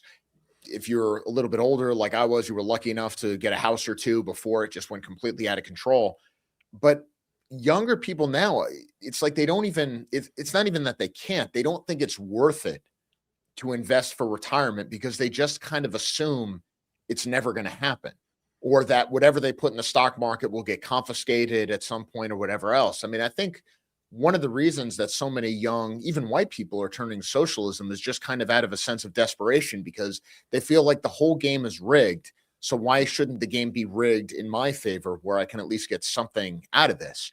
And that's something that I think the conservative movement just doesn't. It's not that they're opposed to it. I mean, the Republican Party is still wasting its time on the Hill right now trying to pass resolutions condemning socialism. It doesn't even register to them this is a legitimate thing that's happening with people under 30. They don't even see it. And they think that if we just like hand out some more copies of Milton Friedman's Capitalism and Freedom, everything is going to be fine. But it's not fine because to some extent, the game really is rigged against these people. Yeah, and ironically, that was one of the last things that Charlie Kirk was talking to about Tucker Carlson. He says, like, if conservatives in the Republican Party don't understand why so many people are turned on by Mamdani or the Bernie Sanders phenomenon from, just a few election cycles ago, then just don't be surprised when your own the sons of your own constituents vote against you. And there's a lot of people who have that anger, and justly so. And I think that the left will take advantage of affordability and the economic situation to their favor wholeheartedly. Like, I really do think that come the debates, Amy Acton in Ohio will be championing affordability. She's gonna mop the floor with Ramaswamy in these debates. I mean, unless Vivek has actually said some things that are actually pretty good about the affordability crisis, but it's wrapped up in all this other toxic stuff that is just not going to take with a working class audience. And it's so easy to counter. And it's like the GOP and certainly the consultant class just hasn't even thought of this stuff before. And it's so obvious. Speaking of a Simpsons reference, the monkey paw curls, because I had saw the other day where I was like, a white man has entered the race in the Ohio gubernatorial election, but it was for the Libertarian Party, and I was just laughing. I was like, hey, you got your candidate, but for the wrong party, wrong group. But I mean, it does go to show though that I think even for instance to give the Republicans some credit, the National Republican Senatorial Committee had more or less tricked Jasmine Crockett into running for Senate against James Tallarico. Yeah, that was pretty fortunate. I was actually impressed by the subtlety. That I didn't think they were capable of that. I was reading up on what they were doing, and I was like, that's very clever, because I'm sure John Cornyn can breathe a sigh of relief because he's getting two primary challengers from the right in this upcoming election next year. And so because you don't have to like any of these people, but like James Tallarico is going to be the soft-spoken, white-passing Democrat man who can talk about affordability and sort of reinvigorate what I would call compassionate conservatism, but it's just going to be, of course, for the Democrats. Like he would mop the floor, I think, with Cornyn in a lot of ways because he's a very talented political operator. I don't know if he would win or not. It remains to be seen. I don't have a crystal ball. Is that the one who calls himself like a reverend or something like that? Yeah, he's a Presbyterian seminarian. Oh, you're gonna mutter something about Jesus once in a while. Oh yeah, that's gonna get you a million positive press articles like this Democrat is teaching progressives how to talk about faith and this kind of stuff. Oh yeah, no, that's inevitable. I mean, we saw this too at the Democratic National Convention in 2024, where even though the name of Christ wasn't really invoked anywhere at all, they were framing themselves as the actual followers of his teachings, despite the fact that they are against all the things in which Christ lived in. Yeah, it's the same thing over and over again. Like, no, I'm not a Christian, and I have nothing but contempt for your superstitious beliefs. But I will explain to you. Exactly. This is what Jesus would want to do on welfare policy. Exactly. So I mean, that all being said, it does really go to show where I think this also really does explain the Bernie movement to begin with, the dirtbag left, that kind of era of early online politicking, was that you had a lot of millennials that felt burned by 2008 and did not feel like Obama answered any of their hopes economically, and they wanted some hope. And here was this guy talking about how awful Citizens United was, or how awful that corporations can get away with X, Y, and Z, and corporations can get away with a lot. And so it just goes to show that they were happy to go on board with someone that wanted to speak for them. I mean, again, this goes back to the issue of, to the show, the title of your show. What Bernie was unprepared for was that Bernie was speaking about, this economic populism that appeals to a white working class that has been functionally disintegrated and destroyed. And that I remember the memes were brutal, because it was just like, well, we want free healthcare and we want to give people economic opportunities. And then it was just like a group that of black shit people. Already free. Exactly. That shit's already free. What are you talking about? Yeah, I mean, this is the thing, is that communism already exists for everybody except white people. Like, you don't pay for food in this country if you're black. Like, it's just not a thing.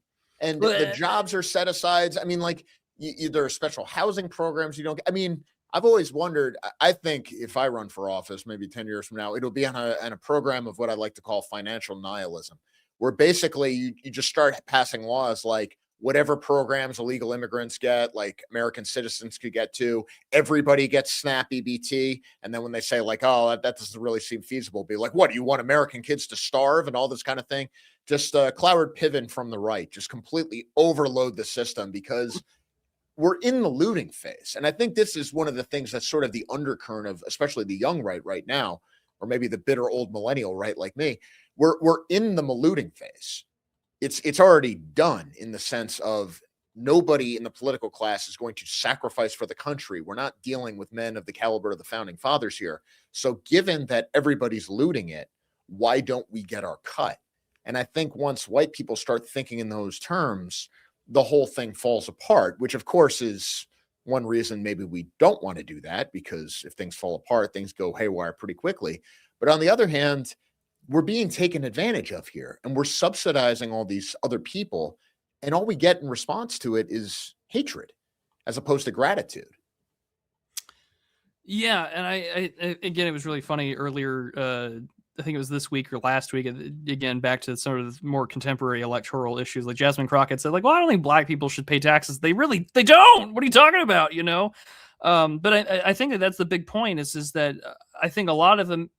I said this earlier too when the H-1B visa stuff broke out a year ago. Was that countless Americans have been screwed over by ethno-narcissism and foreign cartels under the guise of free trade, capitalism, and what is good for America's trade relationships abroad, not knowing, because they've been told these platitudes, that you have been screwed over and have been systematically discriminated against since before you were born. And I think that the weight of that has led a lot of people to be, of course, angry, or to take on very like weird niche fringe political economic formulas. They're like, well, I think syndicalism is the way to go, or I'm a radical, like anarcho-syndicalist or something like that. Like, it doesn't matter at that point, because it's a representation of your frustration, and it's a representation that you don't have someone who wants to advocate for you on your behalf. And I think is that kind of true of the broader right at this point? I mean, It seems like everybody has their own little Hearts of Iron 4 niche ideology that they're championing. Yeah, no, I would agree. I think that everyone has turned into some kind of Hearts of Iron player, or some kind of Stellaris. Someone's playing Crusader Kings 2 and it's just like, this is how I would do things. And this luckily I'm not like this. Now to talk about my Evola books, which yeah, it's like, well, I don't want to look at how many hours I might have in EU4 or whatever, like, I don't want to think about it. We're all guilty. I'm not clicking my Steam page on my desktop this right now. Yeah, God help us. If that's ever public, I'm screwed. But here's the question, is that to some extent, I mean, like, you don't want a society of cynics and basically mercenaries and people who are just like, oh, look, the system has failed entirely, burn it all down.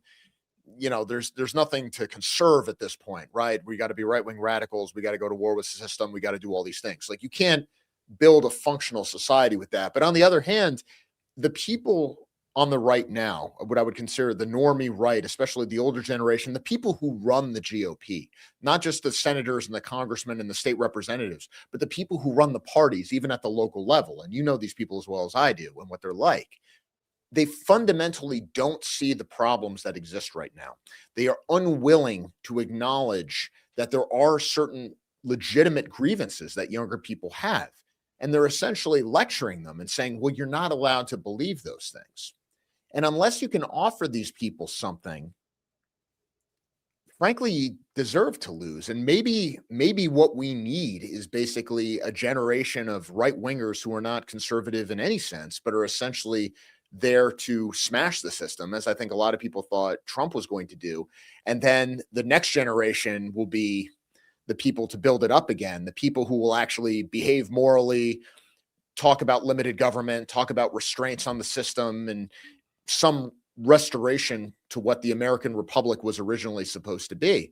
But right now, that's not what we need. I mean, what we need is, I hate to be so blunt about it, but like a guy on horseback. And Trump is not that guy, unfortunately. Maybe I always have some weird hope that maybe he will be, but I've been waiting a pretty long time at this point. And if Charlie Kirk's assassination didn't do it, I'm hard pressed to see what will. Well, I think that in a lot of ways, Trump has been the bull in the china shop for the last 10 years, because even if he's not the guy to bring about whatever based world vision that we may all have in our own sort of EU4 Stellaris niche political ideology, he has fundamentally done a lot of things, which one has made it abundantly clear that the left is a bunch of anti-white, anti-civilizational radicals that want you dead. And I mean, if nothing has been more nakedly obvious, like Trump has made that formal, which I can appreciate. And I think that's been very good for a lot of young white Americans going forward.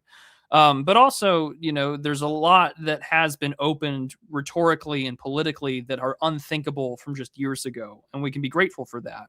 I mean, and I told people at the beginning, even if you were completely cynical about Trump, even if you think he is everything from, you know, limp-wristed to Zion Dom, whatever your objection may be, Trump bought you time. And that is, at the end of the day, one of the greatest gifts that you can receive. And he did buy you time. And at the same time, this is a candidate who has openly campaigned on mass deportations and trying to reindustrialize and make America a place where the actual American can do something. That's a great message to run on. And that's something that the coattails you can ride on to be successful in your own local area. I think also when it comes to young people, the reason why so many, and again, I know this sounds very intrious, but also none of these people know about the problems of young people, because like a lot of young people, they're low propensity voters, or they're more inclined to start a podcast or complain on the internet than we are to raise hell at their town hall meetings. And that there is one thing that's a huge problem. It's a massive problem, because I've spent a large part of my working days dealing with government. I mean, I work in the private sector, but I deal with them all the time just because of the industry that I'm in. And one of the things that they love to respond to is when you bitch. And if you're not bitching and you're not doing anything, they're going to assume you're fine because you're not writing them a check. And you can and if you're not raising a stink about them in a place that they're going to see it, like a newspaper or a town hall, they're never going to know that you have this burning, searing rage for their entire existence or their political project, because they don't know you exist. And that's a big problem in general with just the right, period, especially with younger people. And I think more of that needs to change. Like if every young person under 30 decided to go to their local town hall and gripe their congressman, things would change very quickly. I think you would see a huge rhetoric shift very quickly. Yeah, and this is one of the keys. I mean, the reason I do this show is not to get people to act like me, quite the opposite. You take these arguments, but you got to pick one thing or the other. I mean, this is something that I think I've talked about this before. Why do I have all the stupid pen names? You know, Gregory Hood, James Kirkpatrick, all the rest of this nonsense. Yeah. It was because 20 years ago, things were possible. You could basically lead like two different lives. You work in the conservative movement, you write for what was then the proto alt-right and whatever else. But we don't need that nonsense anymore. Like you pick one path or the other. And if you're going to pick the entryest path, you need to make yourself palatable to actually getting elected. And that means you don't go in there trying to be edgy. You go in there as a normal member of your community with perfectly legitimate, normal concerns. Because this is the thing, is despite the occasional rhetorical excess, despite the occasional hyperbole, the sorts of things that we're talking about, these are just the interests of normal Americans, normal people. I mean, 2024 and the whole Trump movement should have shown people that even his most extreme issues were basically what normal people believe. And there's nothing radical about wanting immigration laws that are on the books to be enforced. There's nothing radical about not wanting foreigners to take all the entry-level jobs. There's nothing radical about being a white person and not wanting to be told that you're an evil scumbag from your freshman ethics class or whatever else. Like, these are perfectly normal things to bring up. And you can do it in such a way now, and maybe this is Trump's greatest gift. You can do it in such a way where you're not going to get blown out of the water. And in many ways, you don't need the extreme approach anymore. You don't need it to gain attention. You don't need it to just rally people around you because there was nothing else there. You let people who are on the vanguard take the hits, and you get in there and try to wield power. Yeah, no, I agree. And that's what I would tell like people who are starting out now. You Yeah. don't need to go down this road. Like, there are other people basically got gunned down and are lying dead over the barbed wire, but now you could go farther. You know what I mean? Yeah, absolutely. And I think that that's sort of been the saving grace the last 10 years is that, I mean, even the stuff that, I mean, again, for me, it's always been a treasure trove to find sort of the older writings of people before me. Like, I think, like, when we win, I want there to be some memorial plaque or a national wildlife refuge named after Bob Whitaker, you know, like that needs to happen. But like, most people don't know who that is, right? In the same way that a lot of I was people impressed you brought him up. I like Bob Whitaker. Yeah. like, and it's tragic too, or the same way that like you read some of these like essays or these like shit posty, you know, comments from like Instaturation that people would mail in and things like that. It's just like, wow, these were like all my racist Twitter feds. Right. But they were all saying this stuff years ago. I mean, and it was all one of the few like things is Sam Francis at least has gotten some mainstream acceptance now. Oh, my favorite thing out of the last several years in this era of politics has been watching Orrin McIntyre bring up San Francis to fucking what's his name's face, you know, Dinesh D'Souza's face, and I'm just like, good, like I wallow in it, rub his nose in it, because that guy gets what he absolutely deserves, and he's had his own Indian ordeal of servility over the issues at hand in our present day. For a guy who's championed the end of racism, he's like you always say, someone totally off. So we're all nationalists for the people we actually like. Yeah, and I think that's like where we're at now. We're entering the age of absolute politics. I mean, we're gonna miss. I know it's just fashionable in some ways to bash the boomers or older Generation X or whatever else, but like, we're gonna miss some of the things about them when they're gone, especially the fact that they're the only ones who know how to keep a lot of these things functioning. And once they go, I think a lot of like middle tier institutions are just going to like completely collapse. But one of the things I don't think we're going to miss is that we're no longer arguing about principles anymore. We're no longer arguing about abstractions. We really are just in an age of us versus them, friend versus enemy. We're getting down to like what politics really is, without illusions. And I think if you're below a certain age or you're young in spirit, you kind of see this because it's impossible to ignore at this point. And it's the most tiresome right-wing trope to say like waking up, but it really does feel like we've been asleep for decades and now people are finally waking up. Yeah, and I like you had said, I think that one of the nicer things now is that we do have more friendly listeners and friendly ears than we had ever done in the past. And I think that a lot of people now can take the talking points or the labors that you have done and countless others and run with it. You know, like they can take the baton and carry it forward. And it's not that these things are impossible. It just requires your life's work. And that is a tall order for a lot of people because a lot of people aren't cut out for that kind of thing. A lot of people aren't cut out to be soldiers in the same way that a lot of people aren't cut out to be political activists or hatchet men. Like you have to be a very certain type of character to do that. But I think that one of the greater things that has come out of this, and the internet too has been as much of a bane as it has been a boon, is that it has allowed people to understand that that kind of information is more accessible than ever. And that because things are so nakedly obvious and absolute, that it's like, oh, well, actually, I can advocate for these things. And it's so funny to go back in time. For instance, if you watch any episode of The West Wing, You can listen to Aaron Sorkin paint Republicans as these evil, nasty people for wanting to say things like, well, we're going to make English the national language. And it's like, well, that's a no-brainer. Like, you're against English being the national language? Like, what the hell is that, you know? But the things that boomers would complain about in a way that wasn't so racially coded are very much indeed racially coded. Bill O'Reilly's The War on Christmas was a very obvious example of this. In the same And of course, way Peter that Brimlow was the guy who came up with that. I think. exactly, and Brimlow came up with it first, and they ran with it. I mean, Brimlow made it obviously far more racial when he talked about Happy Holidays versus Merry Christmas, but it got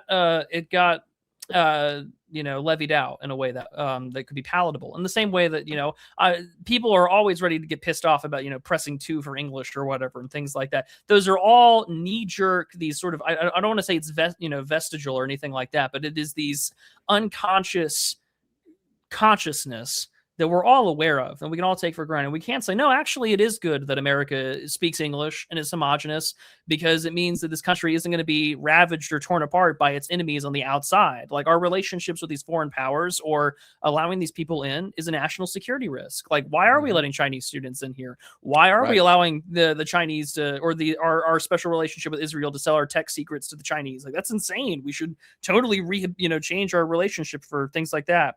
And because this rhetoric has become so palatable and so easily digestible, you don't need to have a 500-page book of theory. Like I brought him up more than one occasion, but Orrin's book, The Total State, became a subject of 5 minutes hate on the left on Twitter the other day because of how he did his citations.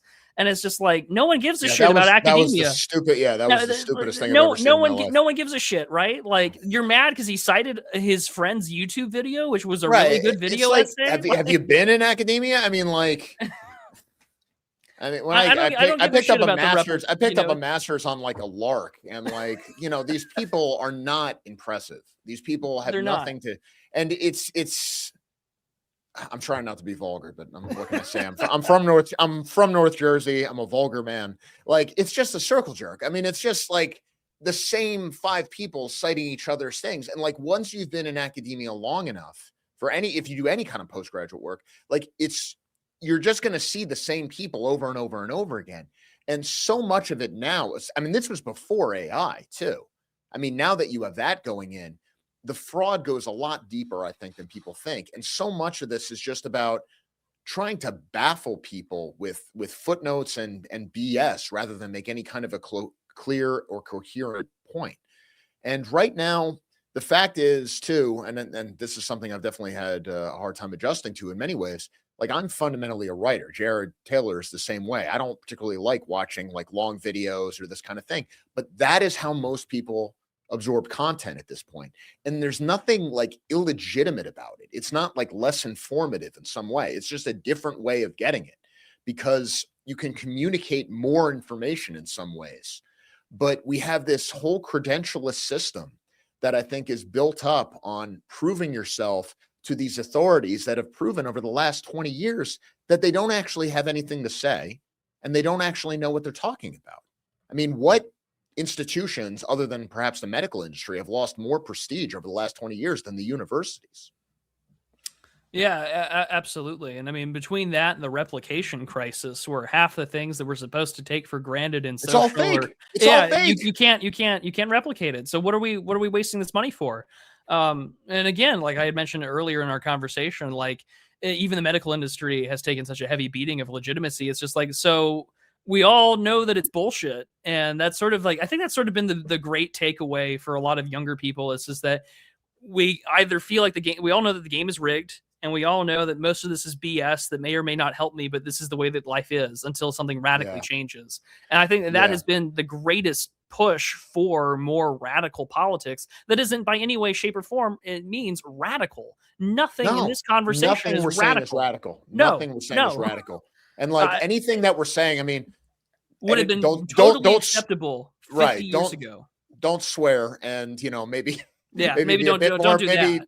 Maybe be a bit more polite when you're talking about this at like your town council meeting or something. But even that, I mean, one of the more depressing elements of this is we're joking about being vulgar and everything else. But when you see these liberals go to town council meetings, how freely they're throwing F-bombs, how freely, dressing like slobs, saying the most outrageous rhetoric. I mean, there has definitely been this, the regression of the caste is a hell of a thing. And you see it everywhere at this point. The idea that the most dedicated people are also the most neurotic people, and the people who are the most eager to destroy even what standards remain. But at a certain point, that process sort of turns upon itself, because fundamentally, liberalism is still in practice about faith in institutions. And it's like their most militant people are also the ones, their most militant supporters, I mean, are also the same people who are dynamiting the foundations of the very things they rely upon: local governments, universities, nonpartisan groups, entire industries like the medical industry, entire academic fields. I mean, there's really nothing left standing at this point. And I think the big difference is, if you look at Western civilization after World War One, I think a lot of people looked at things like traditional religion, patriotism, maybe even ethnic identity at some point, and they said, look, after the Great War, this is all bullshit. And certainly a lot of people thought that after World War II. We're just not going to go for this anymore. That's really what the 60s was about. That's what May 68 in Europe was about. But now I think people are looking at all the liberal beliefs, the new morality that we are told is sacred, and they're looking around and saying, wait a minute, this is all bullshit too. And what comes after that is up for grabs, but at least there are possibilities open that just weren't there 15 years ago. And I think that is the key takeaway, is that, like you had mentioned, I mean, that's another thing too that I think kind of gets lost in our, I call it political paleontology or archaeology. People like to dig up the past and try and make sense of, well, how did we get this idea of how things work today? This concept of ideas, because so much of it we take for granted that, oh, someone else said this, therefore it must be true. And it's sort of become this repeated orthodoxy or meme that everyone ingests. But it's like, I don't think too many people understand how much of like America First and the progressive, slant it had in the 1920s and 30s came because of what America saw after World War One. And even if you read FDR, or not FDR, if you read Woodrow Wilson and you read him on his reflections of the Russian Revolution and how it came to be, it would read like a Christian nationalist screed that would be disavowed by everybody today on the left, and most on the right, I'm sure. But it's just like, and he's considered this like progressive, boogeyman for a lot of people on the modern day right. And it's just like, well, we're totally divorced from the historical context of our fathers and our forefathers and things like that. 100%. And so, yeah, a lot of people are waking up and they're like, well, okay, this mythology of how politics is supposed to be is definitely BS. And I need to return to something older, or I need to create something new with the technology and the tools that I have. And I'm a firm believer that the philosophy and the politics of the 21st century has yet to really be written, or it's yet to be put into practice. I think a lot of it will be taken from this era and some of the postmodernists of the 90s, but I don't think it'll come into practice until probably long after we're gone. But I mean, it really does go to show that this cycle of politics is kind of like, actually, the baby we threw out with the bathwater, we actually needed the baby. We didn't need the bathwater. Yeah. We needed the baby. And I think people are really coming to that. I think a kind of something you said in passing, but I think is pretty important, James Lindsay's going to be pissed, is that postmodernism and critical theory is now, I think, a weapon of the right more than the left, because who are the people in power? Who are the authorities? If you believe fundamentally that language is about power, that institutions are about power, that power shapes everything, well, whose power? I mean, it's very hard to argue that the sort of traditional Christian society, bourgeois society of the 19th century, of the Belle Epoque or something, is what's in power now. And yet it seems like the very people who are in power in the universities and the media and in politics even are still like eternally in rebellion against like the old reactionary white Christian man who hasn't really been in charge for 80 years. And somehow this is still the plot of every movie, every TV show, even every video game. And I think people are waking up to how false this all is. And the people who aren't, the people who are doubling down on it, are going so far that I think they undermine the very institutions that they still rely on. Yeah, the left in a lot of ways are the conservatives of our time. I mean, they are in power. They are trying to conserve a political orthodoxy that has no relevance to what we're going through today. And because of that, they come off as stodgy and old and repetitive. We've all seen the same meme. We all know that it's white man bad. Your pastor is actually this evil rapist, and that he's not a source of like good moral teaching or whatever, and that actually your chosen family, your friends, are more important than the unchosen bonds that you were born with or that that's you going to be relate the to. next big thing, man. And, That's and going I to be the mean, next big yeah, thing. The well, chosen family stuff. that I know we've been going on Friendsgiving. for a while. It's just you keep saying good stuff, and I want to keep going. I I don't want to hold you here the whole time. No. You're good. Is there anything else? I mean, we're almost at 2 hours. We could. If you have any if you have Normally any we go half that. Yeah, Well, I know wanted to normally bring we it up don't. to you. I wanted to bring it up to you. Yeah, I mean, go for it. I guess what I would say is that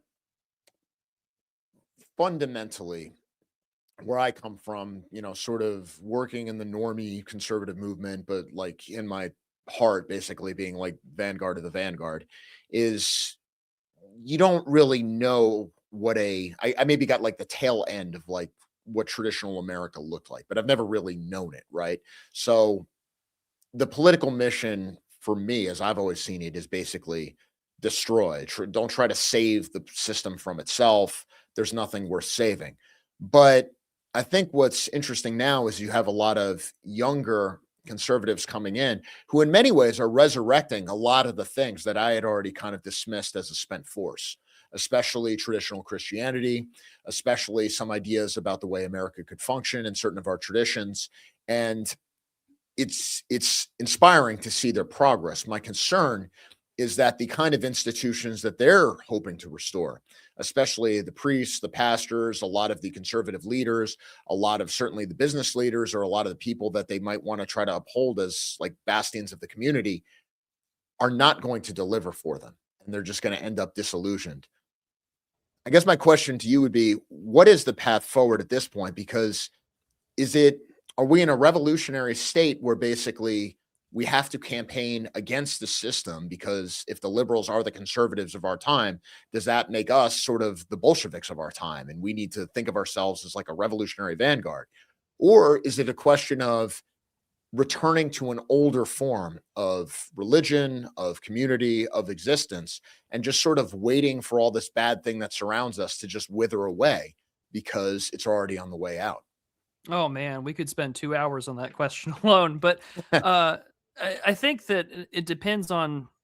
I really do think because of how America is locally. I mean, because you and I. I mean, you're in Jersey. I mean, you're in the one place that I No, no, know. no, no. I'm Oh, in well, Virginia now. okay, but I mean, you're from. I'm from North Jersey. You're from New Jersey, where like it's still a race war between two Ellis Island immigrant groups, the Irish and the Italians. Like it's the Well, one no. every Last time I was election. home, it's all Indians there now. Well, I mean, on the national election stage, it's always it's an Italian and an Irish person that's going after one another. It's See, I'm entertaining Irish and Italian, so the war continues within. it's just inside.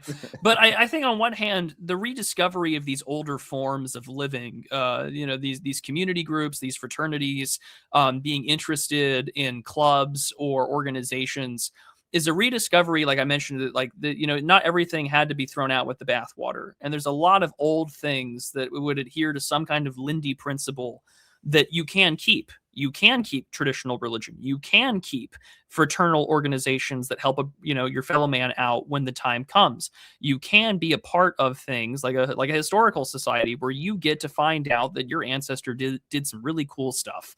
And I've learned a lot about my family and extended family because of doing what I do there, and just finding out that there's some really cool shit where I live. And that's really cool. But at the same time, we also recognize, I think a lot of younger people recognize that there is that revolutionary fervor and anger. And if there was a book I would recommend to anyone to read, and I've got it right in front of me, and it's really worth everyone's time, it's called Revolution and Rebellion in the Early Modern World from Jack Goldstone. And he talks about demographics being this really important role on as to how these revolutions throughout history has happened.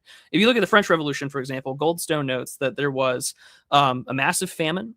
There was a massive issue of taxes and debt, but there was a massive population of men who were living longer than usual. And it had an excess of younger men who had law degrees and had trade jobs that were all fighting for titles of nobility that they could pass on to their children and to their families that would hope that they get to own land. So that the obviously overproduction of elites, that and whole thing. exactly, you could say that you could argue that the French Revolution had a sensitive young man problem, as the meme goes online.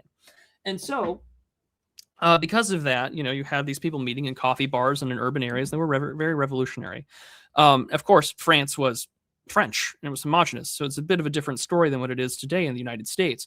But as things are continuing the direction that we're moving on, which is mass deportations, I don't care about the rule of law, get them out of here. Like even the president on his sort of speaking bit that he was on the other day was just open about it. Like there was no mention about the laws of the deportation process. Like he just said Ilhan Omar needs to leave. And I don't know how much power he can do that by himself to do it, but it just behooves that some of these older structures of partisan party politics, where we have the same sort of, we have a similar crisis of parliamentary democracy that sort of Schmidt talks about and others, but we definitely have an equivalent here in the United States with our Congress. And that's revolutionary in the sense that like some of these institutions we kind of do need to radically change, or better yet, we need to radically get rid of that kind of class. Because at the same time, they look at us like the kulaks that they would love to liquidate, despite the fact that I don't have as much wealth to my name as someone who can make, has $13,000 on their EBT card. Like obviously there's a different kind of wealth there, but still. So I think on some sense, people are returning to these things because they know that it's a good way to organize. And from there, I think that they're taking them as platforms to be revolutionaries and to shake up the old political orthodoxy of the day. That way, we can return to the things that were taken from us. That has probably been the most powerful meme of my lifetime, is that the world you grew up in no longer exists, and that, this is what they took from you. And they're powerful knee-jerk reactions because they're fundamentally true. And that makes any man a revolutionary. It doesn't matter if he's married with kids and wants to live a good life. That makes anyone's blood boil because they realized that the world that their boomer grandparents got to take advantage of was destroyed. And a lot of it was destroyed without the boomers even realizing it was taken from them. Because so much of the social change also came from judges and bureaucrats that were silent gen. And so I think that to maybe sum up that question entirely in one sentence or less is that you can return, but use what you have returned to as a platform to change and to revolutionize the world around you, as to ensure that collapse of tradition never happens again. I think that's a really good place to end it. Thank you so much, man. This was a really good conversation. Yeah, I had a lot of fun. You guys, it was fun. And I hope you younger guys who are listening to this get some real ideas for concrete actions to go forward, because there's a whole world of possibilities that you guys have, which just wasn't available even 15 years ago. So take advantage of it.